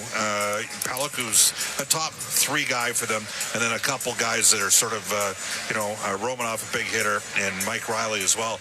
But also Barzell and Duclair have been out. So that team has been finding ways to get points. They've got really good goaltending. Yeah, they were 500 going into today. So, they're certainly lurking around a break-even point. They lost in overtime, so they got another point today. I think they're 6-6-3. It helps when your number one goaltender has a .921 save percentage. Well, in terms of we've seen that guy. The one thing I'll say about Sorokin is he has a little bit of Shesterkin in the sense that he can scare you and I have seen him win games by himself against Edmonton. I think it was a New Year's Eve. Did he not have a 49-save shutout? It's during the course of the 21-22 season when Louis DeBrusque was out with the COVID, if I recall correctly. Was that the game where... Well, if you were on TV, I'm sure you remember it. No, so. You know what? Actually, now I'm starting to think, wait a second. Was that the game with Samorukov? Or was that in St. Louis? No, that was in St. Louis when Samorukov had the 2 goals against. For some reason, I'm thinking... You and I might have done that game. I'm thinking it was, and he just stood on his head. But the games have been different in Edmonton. The Oilers have pulled some results. Who was Chris Knobloch's first? Well, I was going to say, who was Jay Woodcroft's first win against? Yeah. 2 in a row, the Oilers have, and obviously we're not suggesting for a moment that Chris Knobloch, had he lost this game, we would have seen it for a third consecutive situation against the Islanders. But that was the joke last year when they arrived in town. The bottom line is Edmonton has had a ton of success against New York on home ice, and the reverse is, for the most part, held true as well. The Oilers need it tonight. Well, they need it tonight, and I think the quality of win speaks to something here. And you know what? Nothing against Pittsburgh or Philadelphia or Nashville, but you wanted to beat a quality team on the road inside the division. And they did. And now you got to build on it. You got to capitalize at home and get going at home. Well, and they'll have the Nashville Predators on Thursday. Islanders Tuesday, Nashville Predators on Thursday. Cam Moon will have the call of both of those games with my broadcast partner tonight, Bob Stauffer. 7 o'clock start Tuesday and Thursday. And then Edmonton heads out for its annual trek through Eastern Canada, Toronto, Montreal, and Ottawa. But in Western Canada tonight, it was Edmonton, a resounding 7-3 victory on the road at the expense of the Vancouver Canucks. Connor McDavid, his first 3-point game of the season with a goal and 2 assists. Leon Draisaitl, goal and an assist. Connor Brown scored twice, and Matthias Janmark had 3 helpers for the playmaker. Stuart Skinner, the win. He's now 4-5-1 in the season. He stopped 17 of 20. Kevin Lankinen absorbs his first loss of the year in regulation. He's now 7-1-2 after being scorched for 7 goals on 27 shots. Shilovs came in and stopped all 4 in relief. For the Vancouver Canucks, Canucks, who slide to 7-3-3. They have won only one of their 6 home games at this point. The good news for the Canucks is they're 6-1 on the road. The Oilers, well, they've got the same thing going. They're 7-1 overall in the season, and while they're an impressive 5-2 on the road, they're only 2-5-1 at home. They'll be looking to change that Tuesday night when we present the Edmonton Oilers and the New York Islanders live from Rogers Place. Again, a 7 o'clock start. Bob and Cam will have the call on 880 CHED and the Oilers Radio Network. Until then, for Bob Stauffer and Bryn Griffiths and Rob Brown, this is Jack Michael saying good night from Rogers Arena, where Edmonton beats Vancouver 7-3. Ladies and gentlemen, the pleasure was all ours. The Rogers postgame show starts right now. Exclusive live interviews, expert analysis, and game highlights. This is the Rogers Postgame Show. Once again, here's Bob Stauffer on the Oilers Radio Network. Hyman down low. Rebound score. Connor McDavid hammers it home on Lankinen. And that time the Oilers needed just 10 seconds. Funneled down low to Hyman, who was stopped, but then McDavid stuffs it home. And Zach Hyman has just hit 200 assists for his career. More importantly, Edmonton 5, Vancouver 2. There you go. That's the highlight zone for Century Casino. All in all games all season. Century Casino's 3 great locations. Edmonton, St. Albert, next to the Edmonton International Airport at Century Mile. Welcome to the winner's zone. Oilers winning a blowout 7-3 over Vancouver. This is the Rogers postgame show on the Oilers Radio Network. To the fans who bleed orange and blue, never miss a game, and are always on the edge of their seat. Show your passion for the Oilers and cheer on the team at Molson Canadian Oilers Game Day Live. Attend throughout the season for your chance to win 2025-26 Edmonton Oilers season seats. Be there for the next Game Day Live event on November 14th at Timeout Pub. For the full event schedule and to RSVP, go to OilersGameDayLive.com. As a farmer, you can't afford to take any more risks than you already do. That's why you choose Invigor Hybrid Canola from BASF. It's not just the patented pod shatter reduction and club root resistant hybrids. It's the performance you trust to deliver year after year. This season, we're adding 3 new early maturing hybrids that are designed for your fields. So get ready to test the limits of your bins. See your retailer today and find out why Invigor has the top 3 hybrids in Alberta. This is the Rogers Postgame Show on the Oilers Radio Network. Welcome back, everybody. We're in the Rogers postgame show. Rogers, proud partner and fan of the Edmonton Oilers. Legacy Heating and Cooling broadcast booth. Legacy Heating and Cooling, home and no payments and no interest for a year. And the Edmonton Oilers have knocked off the Vancouver Canucks. The final score tonight, 7-3. That's Springboard Inside the Game analyst Rob Brown. Rob, was it a matter of time before the offense got rolling? Well, I think so. There's been so many good things that have gone right with the way the Oilers were playing this year, and so many things have gone wrong with the puck finding the back of the net. This is a good offensive team that, Hyman didn't forget how to score, and Connor didn't, Leon, and eventually the puck was going to find the back of the net. The power play was going to start clicking, and tonight, unfortunately for the Vancouver Canucks, this was the night that the Oilers were going to break through. So it was a confidence builder. I know that Leon alluded to that after the game, and it will be. A little bit of pressure is gone. The power play scored a goal. They scored more than 5 goals. They got a 7 spot on the board. So it'll go a long way with the confidence of this team going forward. 12 different players picked up points in the victory tonight for the Edmonton Oilers. McDavid and Draisaitl 5v5 drove this one for the Oilers. They did.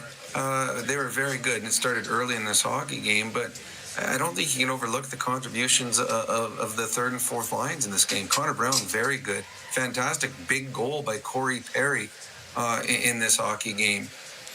Too many times the third and fourth line have been either victimized or you don't notice them at night's end. Tonight you noticed them in a big way because they came away with big goals. You're always going to expect what you get from Connor and from Leon's lines. Tonight I thought the third and fourth lines had big nights, and I think that was the difference in this hockey game. Rob, great stuff. We'll talk on Tuesday when the Oilers play the Islanders. Sounds good, Bob. This is the Rogers postgame show on the Oilers Radio Network. Rogers is Canada's fastest and most reliable internet. We're made for Oilers fans. You can stream Brown's scoring down in the basement. And there it is! Watch Leon light the lamp in the living room. Spectacular! Connor scoring in all corners of the house. And Nurse notching a game winner in the nursery. Very quietly, of course.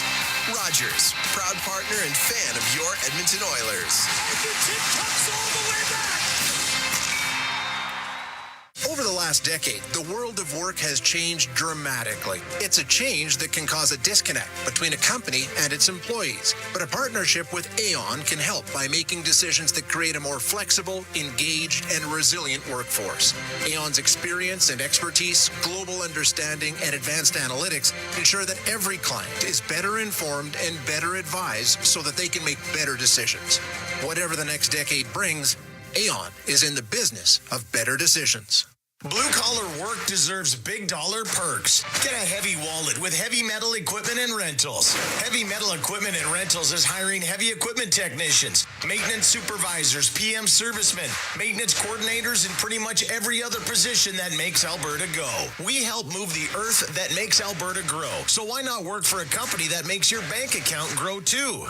Visit HeavyMetalEquipment.ca to find your new career. Heavy Metal Equipment and Rentals, helping you move the earth. You're tuned in to the Rogers Postgame Show on the official voice of the Edmonton Oilers, 880 Chad, and on the Oilers Radio Network. Hughes tried to cut off the cycle. Henrik centered it. Brown denied. Then Brown scored. Set up by Henrik. And finally, that line able to break through. It's 4-2 Edmonton on Brown's second of the year. And that is the Alberta Blue Cross Travel Insurance Goal Game. Health, dental, travel. We've got the coverage you need. Visit ab.bluecross.ca. The Smart Play of the Night brought to you by Catelli's Smart Pasta. With all natural ingredients, it's a smart move for your next meal. Look for the box the next time you shop. We're going to give it to Matthias Janmark. He did turn the puck over. He responded with 3 assists in tonight's game. The out-of-town scoreboard's presented by Pizza 73, the official pizza of the Edmonton Oilers. Here we go. Buffalo 3-2 shootout victory over Calgary. Winnipeg is 14-1. That's right, 14-1. They took care of Dallas 4-1. Florida, a 4-3 shootout victory over the Flyers. Rangers shut out the it's a 4-3 shootout victory for Florida over the Flyers. The Rangers shut out the Detroit Red Wings 4-0. Montreal, they've just given up a ton of goals. They got beat again 4-1 by the Leafs. GWG and OT from Brady Tkachuk. Ottawa knocks off the Bruins 3-2. 2 goals from Ovechkin. They pound to the Washington Capitals. The St. Louis Blues 8-1. Jack Hughes' second goal of the game. GWG and OT. Devils 4-3 over the Islanders. National Predators shut out the Utah Hockey Club by a score of 4-0. Colorado Avalanche, a big victory for them. 6-4 over the Carolina Hurricanes. Kings keep on winning. They beat the Blue Jackets 5-2. Bakersfield Condors, first of 2 in Abbotsford, beat them by a score of 3-1. Edmonton Oil Kings split on their road trip. They have been on the road for 8 consecutive games. Actually, 9 consecutive games. The final score tonight, they lost 4-3 in Swift after beating Medhat last night 4-2. This is the Rogers Postgame Show on the Oilers Radio Network. Hockey is back, and so is Play Alberta, Alberta's #1 sports book and the official partner of the Edmonton Oilers. Cheer for the Oilers while scoring bigger offers, boosted odds, live betting, player props, and more. New to Alberta? New players now receive $200 in free bets just for signing up. Already a player? Get a $10 free bet for every $100 you bet. Download the new Sportsbook app and make your picks today. Bonus terms and conditions apply. Experience a game day meal that's second to none. Fanfare with Skip is your all-star lineup of local restaurants this hockey season. Watch Jack Michaels give you the play-by-play on each restaurant's connection to the community and our team. Visit EdmontonOilers.com/skip to watch this month's episode with PM Lounge. Then open your Skip app and tap it in order with exclusive fan access to a deal each game day during the month. Did somebody say Skip? Proud partner of the Edmonton Oilers. Snowden Molson Cup 3 Stars presented by Molson. The official beer of the Edmonton Oilers, whether it's Canadian Ultra Export or XL or as a Molson with your name on it, you must be of legal drinking age. It's an Oilers sweep tonight in Vancouver. Music to everybody's ears. Leon Draisaitl goal, assist, tonight's third star. Connor McDavid a goal and 3 points. His first 3-point game of the season. And Matthias Janmark. You can only hope to contain him. He had 3 assists tonight for the Oilers in the victory. Rogers postgame shows heard following each of our NHL action broadcasts. Oilers return to action against New York Islanders Tuesday night. For my play-by-play partners this season, Jack Michaels, who called tonight's game, Cam Moon, who's got Tuesday and Thursday's game, Rob Brown, Bryn Griffiths, Brendan Escott, studio producers, Kellen Kennedy. Angie Quinnell was at the helm tonight, along with Eamon Hashem, and our engineer is always here in Vancouver, Tyler Green. Bob Stauffer saying so long. The Oilers blitz the Canucks 7-3.